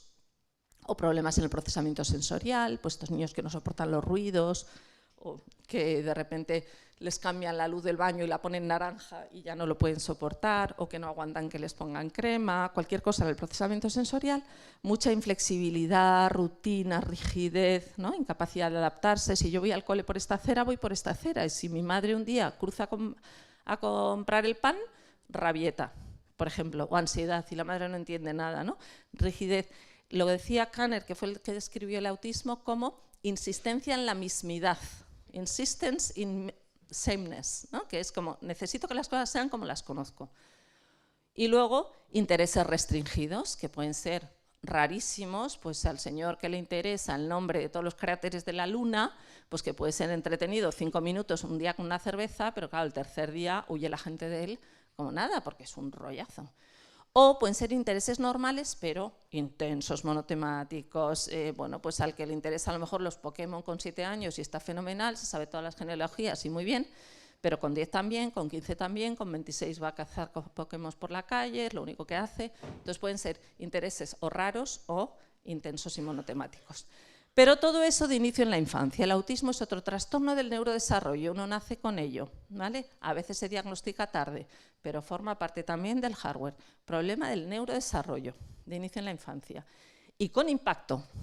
Es decir, si hablamos de trastorno del espectro autista, no hablamos de una persona peculiar, original, curiosa, una persona que vive en Silicon Valley con todos los raros alrededor, pero que gana su dinero, tiene su familia y ya está. Eso no es un trastorno, ese será un friki, ¿vale? Entonces, cuidado con la palabra trastorno, no diagnostiquemos ahora a toda la población que hay una hipertrofia de la normalidad, que parece que todo el mundo tiene que ser igual o estar en la media, no. Y luego lo que decimos es de cada persona que diagnosticamos de TEA, qué nivel intelectual tiene, qué nivel de lenguaje, si hay alguna causa genética, una etiología conocida o comorbilidades. Porque esto nos va a dar mucha más información sobre el pronóstico que el puro diagnóstico TEA. Claro, si a mí me dicen TEA, te mando un paciente con TEA y yo no sé si me va a aparecer esta o esta, pues es que no me dice nada. A mí me interesa que me digan TEA con discapacidad intelectual, con un lenguaje de palabras simples y con una comorbilidad porque tiene una delección 22q13 en el no sé qué, y yo ya sé que eso tiene comorbilidades cardíacas, una serie de cosas, ¿vale? Entonces los apellidos son tan importantes como el nombre en el caso del autismo. El nombre, como os decía en psiquiatría, es que sufrimos de que nuestros conceptos los coge la población general y los manipula, los menea, los cambia y los utiliza como quiere. Ese es un autista. Pues eso no tiene nada que ver con que tenga un diagnóstico o no. Esto ha pasado, por ejemplo, con el diagnóstico de Asperger. Se ha caído de las clasificaciones, ya no se dice un trastorno de Asperger, también por razones políticas que no vienen al caso, porque se ha sospechado de algunas prácticas de Hans Asperger en Viena. Pero bueno, el caso es que ahora mismo se dice solo TEA y luego se dicen los apellidos que os he dicho. Asperger ya no se dice. También porque ha sufrido una especie de evolución social donde se ha adoptado como identidad en muchas personas excéntricas, diferentes, que se han sentido solas, que se han sentido excluidas de la sociedad y han dicho es que ser como soy yo es otra forma posible de ser las personas humanas y de comunicarse y de cómo relacionarse. Entonces a mí no me tienen que poner un diagnóstico. Y entonces se ha adoptado una especie de identidad, ASPI, ¿no?, que decían, que ha hecho que pues se hayan perdido un poco los límites y ya no se utiliza, ¿vale? Se utiliza TEA sin discapacidad intelectual, lo que sea. Bueno, esto de los diagnósticos tiene su guasa, ¿no? Yo aquí escribí una cosa que se llamaba ¿cuál es el futuro del diagnóstico de Asperger? Hace unos años. Este año he escrito una cosa que se llama autismo y neurodivergencia. ¿Qué hay en el nombre? ¿Vale? Porque ahí ahora es toda esta corriente que dice los psiquiatras, los clínicos se empeñan en diagnosticar a todo el mundo y simplemente lo que hay que aceptar es que cada uno es como es diferente y no son patologías. Pero claro, desde el mundo clínico tienes que poner límites. El último congreso que hubo organizado por familiares en Europa, Autism Europe, se llamaba A Happy Journey Through Life, un camino feliz por la vida. Entonces, la indignación de un montón de padres de niños con gran discapacidad por titular y decir que no, que autismo fenomenal, que todos somos diferentes, que todo está bien y que tal. Pues igual no hablar no está igual de bien.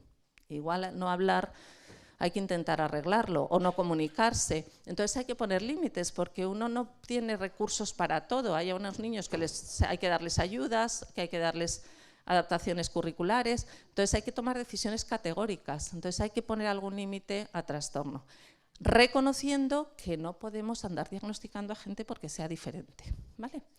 Entonces, bueno, ¿qué pasa? ¿Que de dónde viene toda esta corriente? Esto sí que son novedades, ¿vale? En el autismo en los últimos años hay muchas novedades. Una es el nombre. Estoy hablando, ahora mismo diagnosticamos con el DSM-5, que es la clasificación americana, pero ya estamos hablando del DSM-6. Y esto es lo que se está discutiendo. ¿Hasta dónde llega la neurodivergencia? ¿Hasta dónde llega la variabilidad humana y hasta dónde podemos establecer un consenso de decir, bueno, esto es patológico y nos ocupamos de ello clínicamente, ¿vale? Entonces, hace unos años había un 1 por 10.000 de niños con autismo, porque solo se diagnosticaban los que tenían gran discapacidad y demás. Unos años después, 1 cada 500.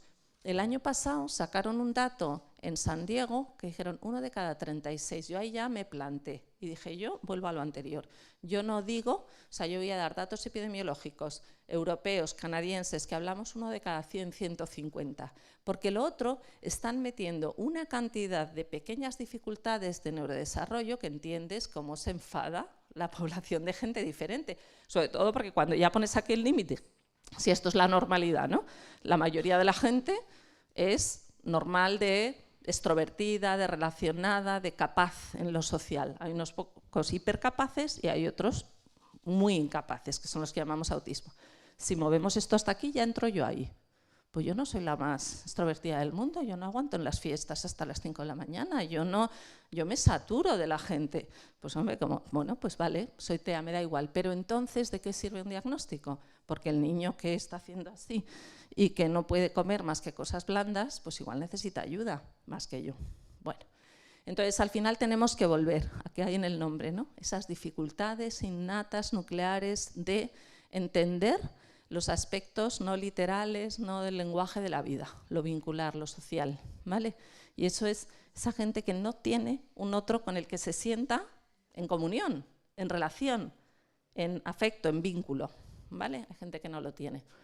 Pero con una grandísima heterogeneidad, ya hemos dicho, habilidad intelectual, pues desde muy grave hasta altas capacidades. O sea, esto es lo que define el autismo, las dificultades sociocomunicativas y los intereses raros y problemas de procesamiento, pero uno puede tener cualquier habilidad intelectual, cualquier nivel de lenguaje y cualquier funcionamiento en la vida, ¿vale? Causas del autismo, biología y desarrollo, es lo que hay que entender. El autismo es de los trastornos con un mayor componente genético que hay. Hay un concepto que es heredabilidad, que significa cuánto de la varianza que tiene que ver con tener un diagnóstico de autismo tiene que ver con unos factores genéticos. En el autismo es altísimo, más alto que en la esquizofrenia, que bipolar y demás, lo cual no significa, ¿vale? Es un concepto epidemiológico, que necesariamente yo veo un niño con autismo y diga lo ha heredado de sus padres. No, significa que está en los genes.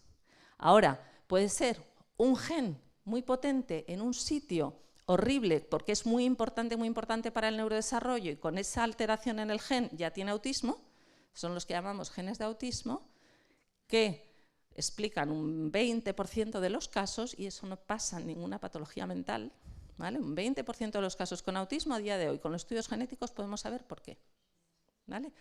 Pero el 80% son razones poligénicas, que los estudiantes de medicina ya deberíais saber lo que es poligénico.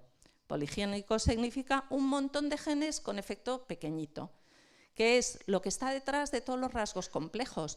Hay familias de altos, familias de bajos, familias que tienden a engordar, familias que tienden a enfermedades cardiovasculares. Esos son un montón de genes de un determinado tipo que cada uno de ellos te aumenta un poquito el riesgo de una patología y así se distribuye la normalidad.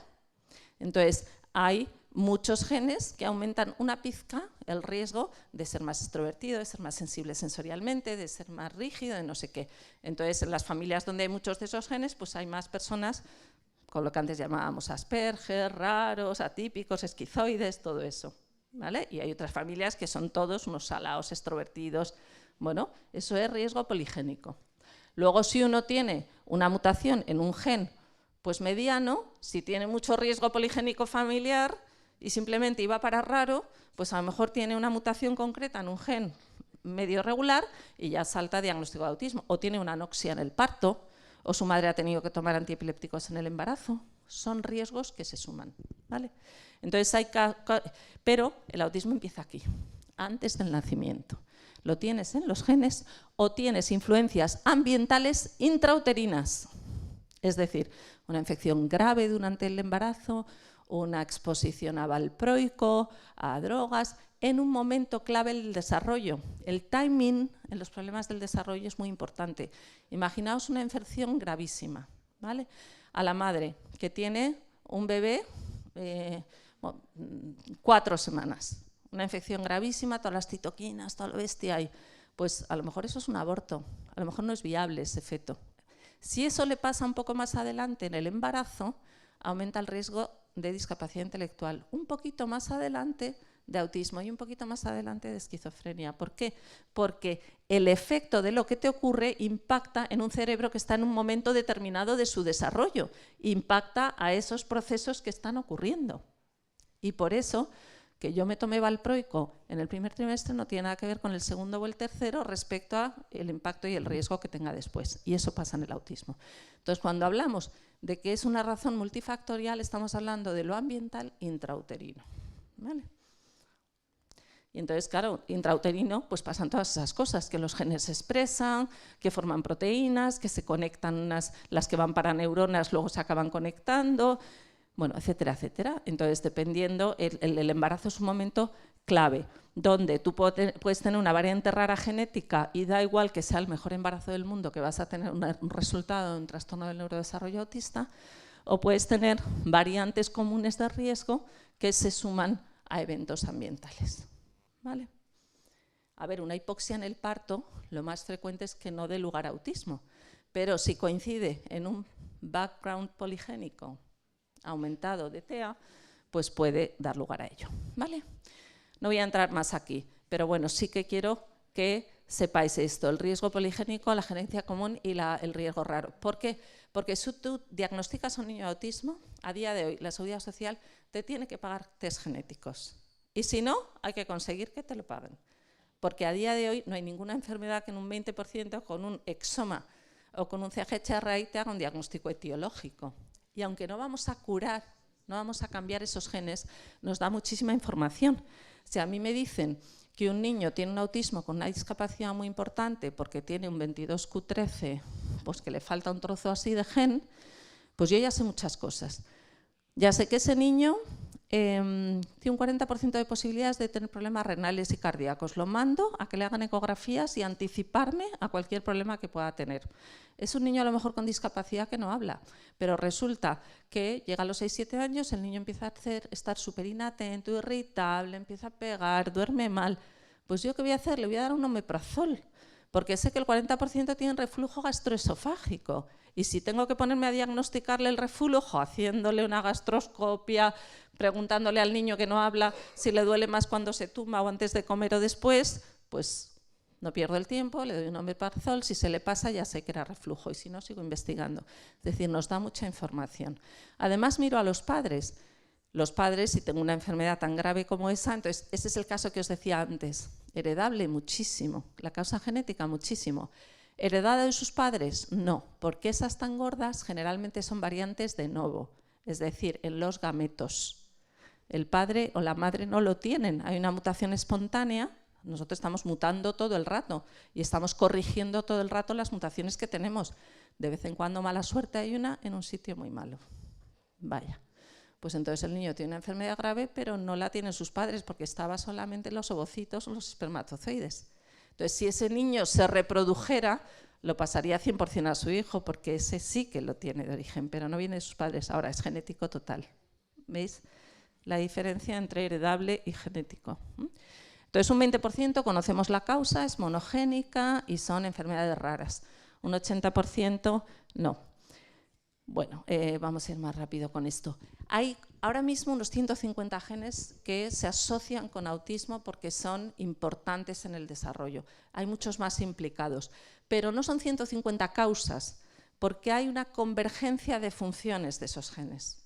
Es decir, hay muchos genes, en el caso del autismo hay 3 o 4 vías de convergencia que afectan a la conformación de la cromatina. La cromatina son las proteínas alrededor de las cuales se pone el DNA. Son súper importantes para abrirse y cerrarse en el momento adecuado para la expresión de los genes, para leer correctamente el DNA.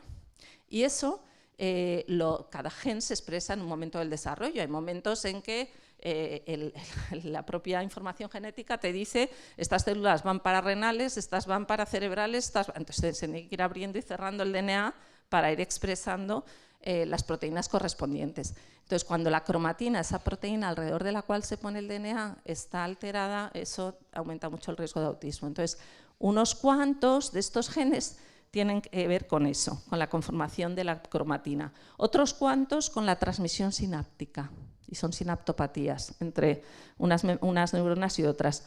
Otros son genes de transcripción, que tiene que ver con todos los procesos regulatorios génicos, ¿vale? Estos son algunos de los más comunes.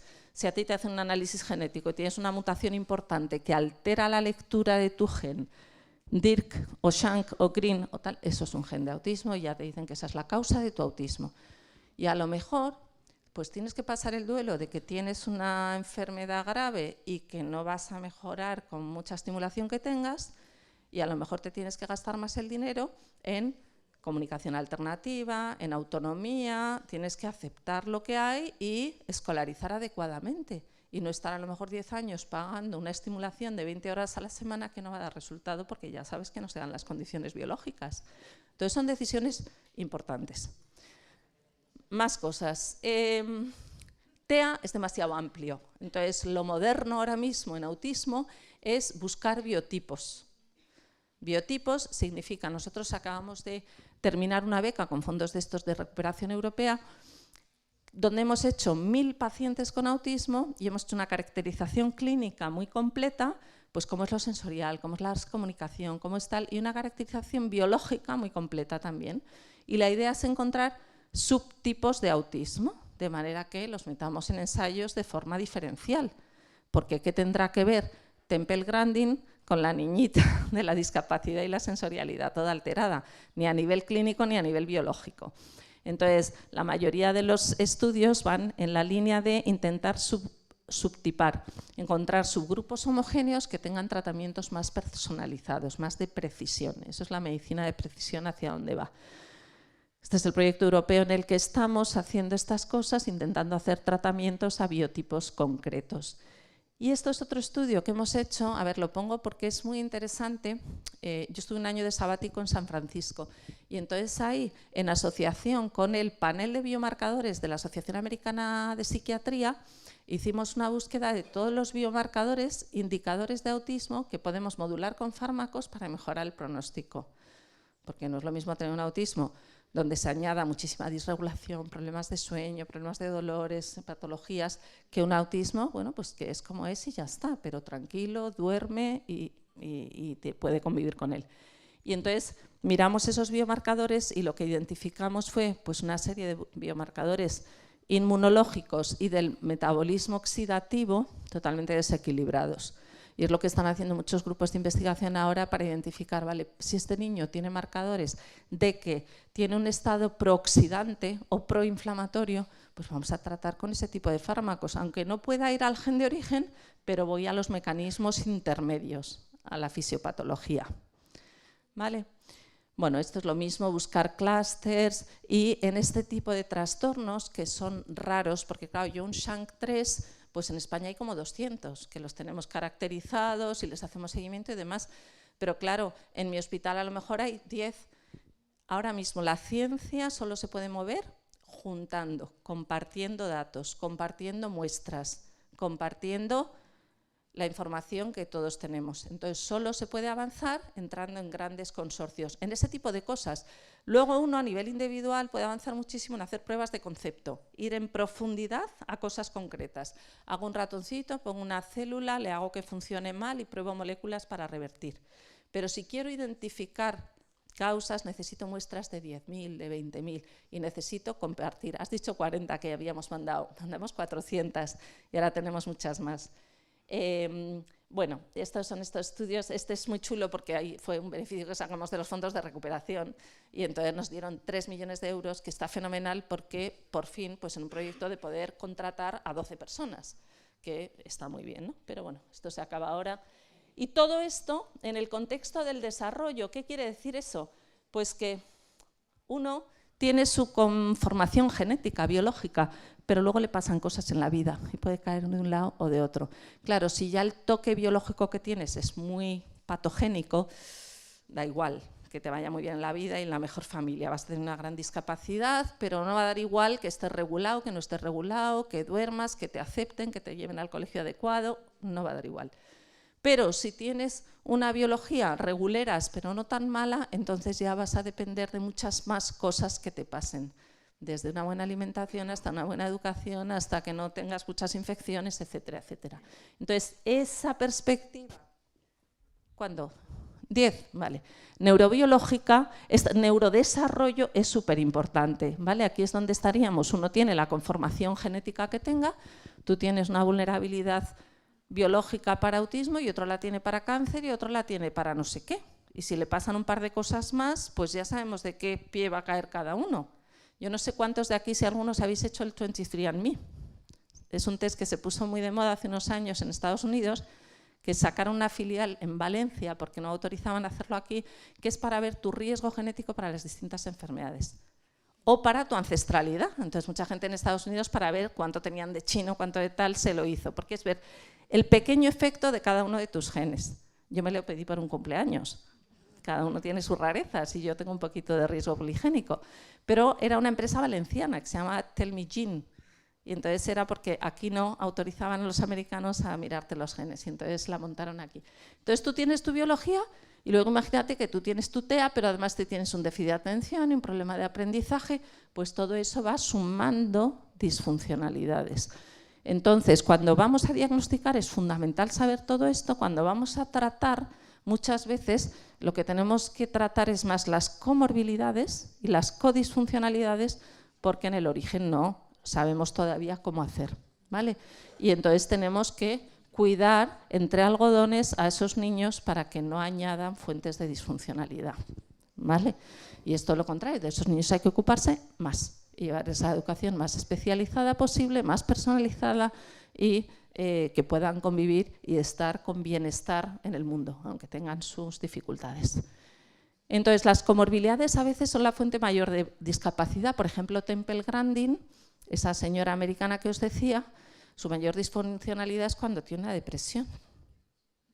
Porque ya ha aprendido a vivir, ha encontrado su entorno laboral, ella ya sabe que ya no se va a emparejar, es que ni le interesa, tiene sus 4 colegas de trabajo, se va a su casita después de trabajar, y lo malo es cuando tiene una comorbilidad psiquiátrica, cuando tiene ansiedad, cuando tiene depresión, o en el aprendizaje, cuando tuvo el retraso en el aprendizaje del lenguaje, que la dieron por discapacidad intelectual, ¿vale? Entonces, esas comorbilidades que son muy frecuentes son las que muchas veces tratamos, tanto con psicofármacos como con terapias o como sea. Y además hay que ser más incisivo, porque si tú tienes una ansiedad pero tú no tienes un CI normal, imagínate, te pasa algo en la vida y pasas tu trastorno adaptativo, ¿sabes por qué te ha pasado? A lo mejor no lo superas durante un tiempo, pero al final lo puedes racionalizar, lo puedes procesar, puedes mentalizar, lo que se dice. Si tú no tienes capacidad de mentalización y dar un sentido social a las cosas que te han pasado, a un trauma, a un feo, a un abuso, a un tal, entonces es mucho más difícil salir de la depresión y de la ansiedad. Entonces hay que ser mucho más incisivo con los tratamientos, incluso con los farmacológicos. ¿Por qué? ¿Qué vas a hacer? ¿Una psicoterapia intersubjetiva en una persona que no tiene capacidad de mentalización? Es imposible. Entonces, ¿vale? Entonces, bueno, las comorbilidades altísimas, un 70% de los niños tienen alguna comorbilidad, la mayoría están en torno al 30%, TDA, trastorno obsesivo y demás, algunas menos, y los adultos también, ¿vale? Trastorno obsesivo, hay un poquito más de bipolar, bueno, vamos a ir acabando. ¿Pero qué les preocupa a las familias? La FDA hizo este estudio que a mí me encantó hace unos años, muy masivo, por internet, a muchas familias y muchos pacientes con autismo. ¿A usted qué le preocupa? De la vida de su hijo. Y esto es lo que decían, los problemas de comunicación. Para los padres lo peor es no poderse comunicar con sus hijos, no saber qué necesitan o qué no necesitan, ni a nivel emocional, ni a nivel muchas veces, que si no sabes si tiene frío tu hijo y está llorando, pero el niño no te indica porque no tiene gestos para indicar y llora igual cuando tiene hambre que frío, que le duele la tripa, es horrible, no sabes lo que le pasa. Y con los mayores igual. Y la depresión y ansiedad, eso señalaban, mucho más que la reciprocidad social. Con los autistas más puros, estos que no reconocen el mundo humano, sufren mucho los padres porque están solitos, pero ellos pues van al laboratorio, a una biblioteca, son mayores, están solos y no les importa, hacen su ocio con un amigo y les importa menos. A los autistas que tienen más dificultades de reciprocidad pero que tienen ganas de relacionarse, esos son los que sufren y no lo comunican y eso es lo que quieren arreglar. ¿Y por qué lo hizo la FDA, que es la Agencia Americana de Medicamentos? Para ver en qué hay que investigar. Había mucha investigación en estereotipas. Los niños que hacen así, decían los padres, a mí qué más me da que el niño haga aquí así, yo lo que quiero es comunicarme con él, todo ese dinero pásenlo a intentar mejorar la comunicación o la ansiedad o la depresión, ¿vale? Más cosas, bueno, tienen más trastornos del juego. Mira, para hilar con la primera presentación y ya ir cerrando en círculo, en esto de las tecnologías, ¿no? Que decía el abuso de las tecnologías, una de las primeras cosas que hace un niño pequeño es imitar, ¿no? Y así se aprende. Claro, tú le dices a una madre, tu hijo de 6 meses hace 5 lobitos y palmas palmitas. Ay, sí, ay, qué bien, ya lo hace, qué mono, tal. A una madre le pregunté yo, ¿su hijo hace palmas? Dice, sí, le puse una app que he encontrado y entonces le hacía palmas palmitas. Imaginaos el disparate. ¿Para qué sirve que un niño haga palmas palmitas? Pues para que se le caiga la baba a la madre, para que el niño sepa qué cosas ponen contenta a su madre, cómo llamar su atención, qué cara pone, si esto le gusta, si esto no le gusta, y para aprender reciprocidad social. Claro, si tú le pones una máquina que no va a cambiar su estado de ánimo porque el niño consiga o no decir mamá, pues es que va a dar igual. El día que el niño dice mamá, a la madre se le pone una cara que el bebé no para de decir mamá. Y así aprende, ¿vale? Bueno, tú imagínate. Bueno, la madre tenía sus rasgos TEA también.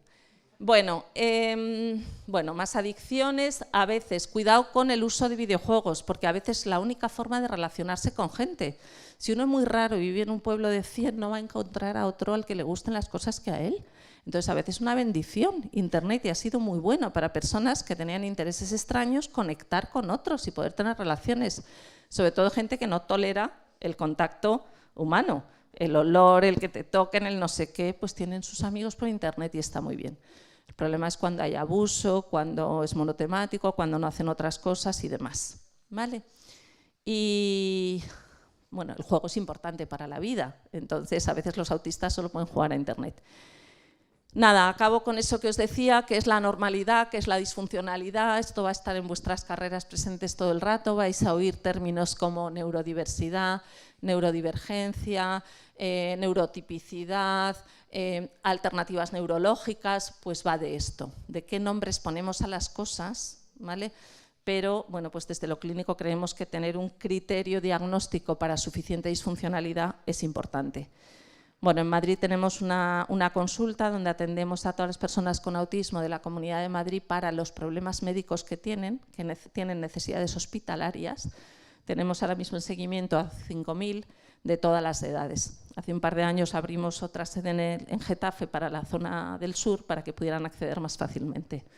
Y tenemos también una consulta de diagnóstico complejo. Eso de Amitea, pues ahora hemos publicado que está muy bonito porque es haciendo focus group de pacientes, de padres y de profesionales, qué es lo que valoran más de una atención personalizada. Porque imaginaos lo que es un hospital, es un sitio lleno de estímulos, lleno de ruidos, donde un señor que no conoces de nada te pregunta de forma invasiva cosas súper íntimas. Desde si vas al baño o no vas, o si te acuestas con gente o no te acuestas. O sea, la relación médico-enfermo es una relación social, interpersonal, asimétrica, y para los autistas es muy difícil. Entonces, bueno, nosotros montamos eso para romper las barreras, intentar adaptarnos lo más posible a ellos.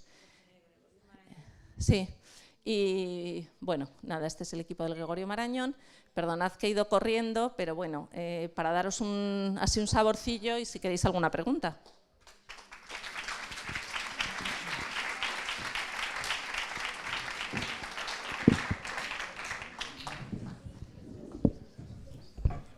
Muchas gracias, la doctora Baralleda. Preguntas, por favor.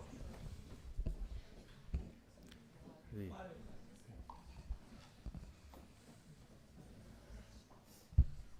Buenas. Pues, muchas gracias por su ponencia y una pregunta que me hago. ¿Cómo es normal que actualmente, en cuestión de los últimos años, hayan crecido tanto los casos de TDA, entre otros? A ver, ahí hay una combinación de factores. Después de muchos años de estudios, o sea, el TDA antes se llamaba disfunción cerebral mínima en los años 50. Es algo que se ha descrito en la literatura desde hace muchos años, pero afecta a un 5 o 6% de la población, ¿vale? Entonces, hay muchas veces que se han hecho diagnósticos muy a la ligera. Pues un niño con problemas de concentración, pero no con todas las otras cosas que os he explicado, pues TDA.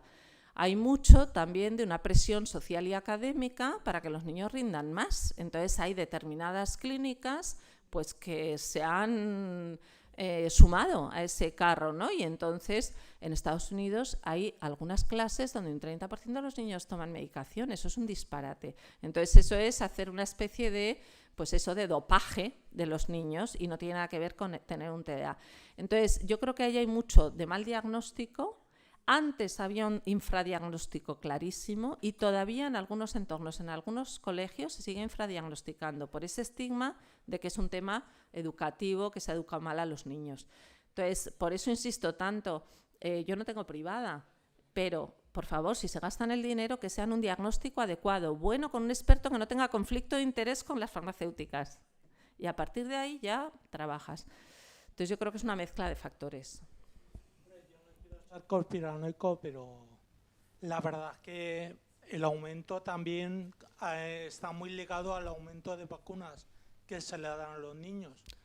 No, ahí fíjate, si en algo se ha investigado en Estados Unidos miles y miles de dólares para mirarlo de todas las maneras posibles ha sido en el impacto de las vacunas. Y eso con lo que se asoció hace 30 años fue con el autismo. Y por eso se estudió un montón. Se ha estudiado en países donde no se pone mercurio a las vacunas. Se ha estudiado en países donde no se vacuna porque no hay dinero.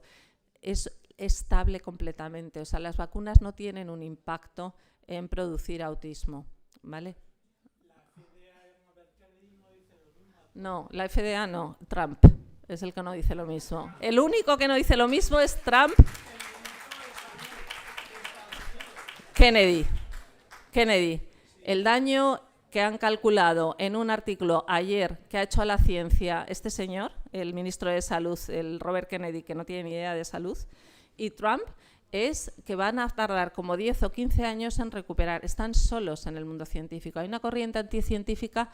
Bueno, mira, Trump hizo una declaración en septiembre desde la Casa Blanca y entonces dijo, vamos a aprobar para que la FDA apruebe el ácido fólico para el autismo, ¿vale?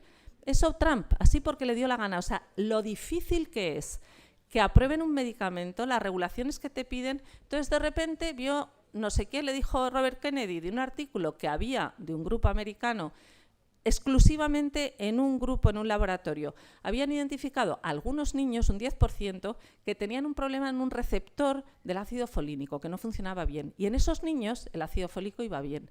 Eso no tiene nada que ver con los miles de autistas que hay que no tienen ningún problema en el receptor del ácido folínico. Entonces, eso es una barbaridad de tal calibre, sobre todo porque haces que la gente se ponga a comprar una cosa que no sirve para nada, igual que lo del paracetamol. En esa rueda de prensa dijo 3 cosas. Dijo lo de las vacunas, dijo lo del folínico y dijo que el paracetamol era peligroso en el embarazo.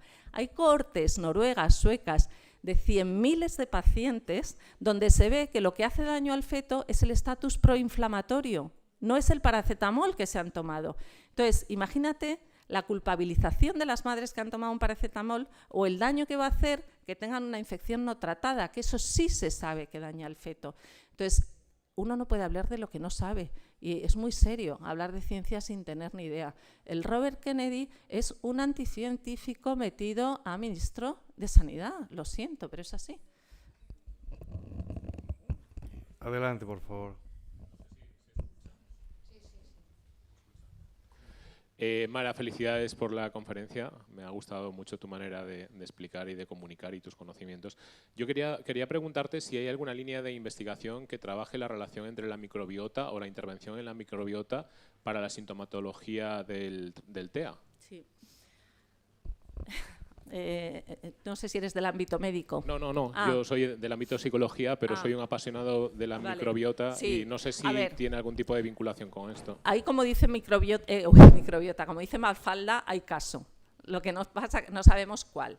Es decir, hay una relación clarísima entre la salud de la microbiota y muchos aspectos fisiológicos. En el caso del autismo hay muchos datos, lo poco que está replicado es que probablemente hay una sobreabundancia de algunas bacterias que son sobre todo en la línea del Clostridium difficile y menos Lactobacillus.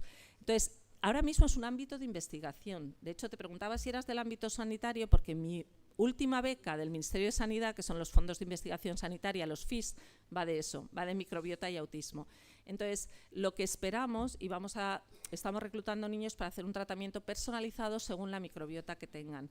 No esperamos que revierta el autismo, pero sí esperamos que mejore la irritabilidad, el sueño, el bienestar, ese tipo de factores que inciden mucho en la calidad de vida. Entonces, bueno, ahora yo estoy segura que dentro de 10, 15, 20 años habrá conclusiones concretas de estos prebióticos o estos simbióticos para este tipo de niños con estos síntomas. Ahora es un poquito dar palos de ciego, pero hay futuro ahí. Hay futuro. Gracias. Otra pregunta, por favor.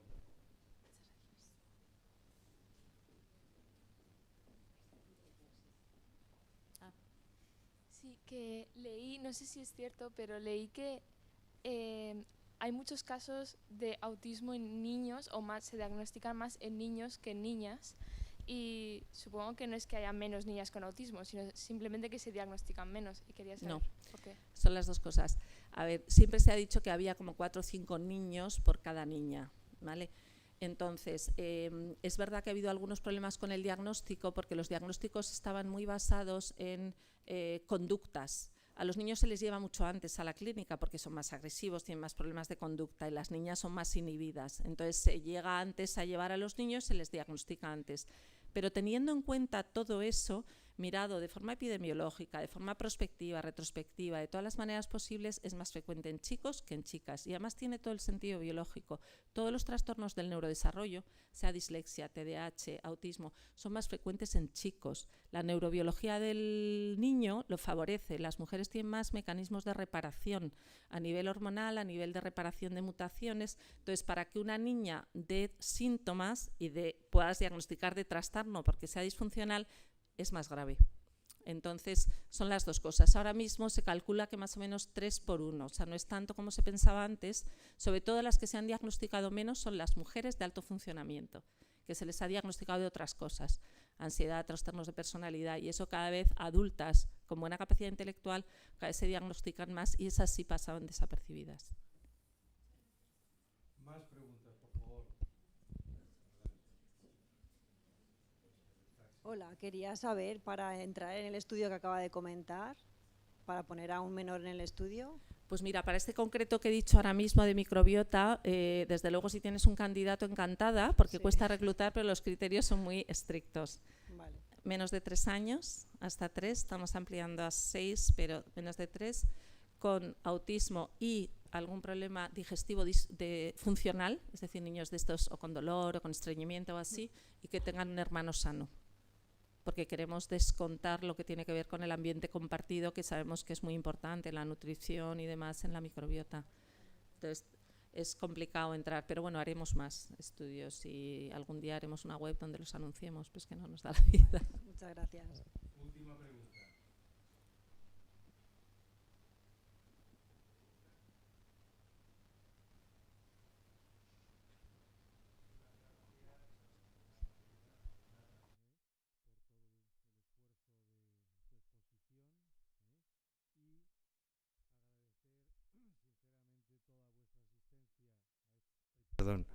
Agradecer a todas las personas vuestra asistencia y, por supuesto, al doctor Alfredo Ribelles, a la alcaldesa de Bétera, a la concejala de Bétera, a José Vicente Guillén, a Elena Vendala y, por supuesto, a los ponentes. Muchísimas gracias, Mara. Yo pienso que ha sido muy merecedor de todo. Y en nombre del presidente de la Fundación queda clausurada esta jornada. Muchísimas gracias y seguimos adelante. Gracias.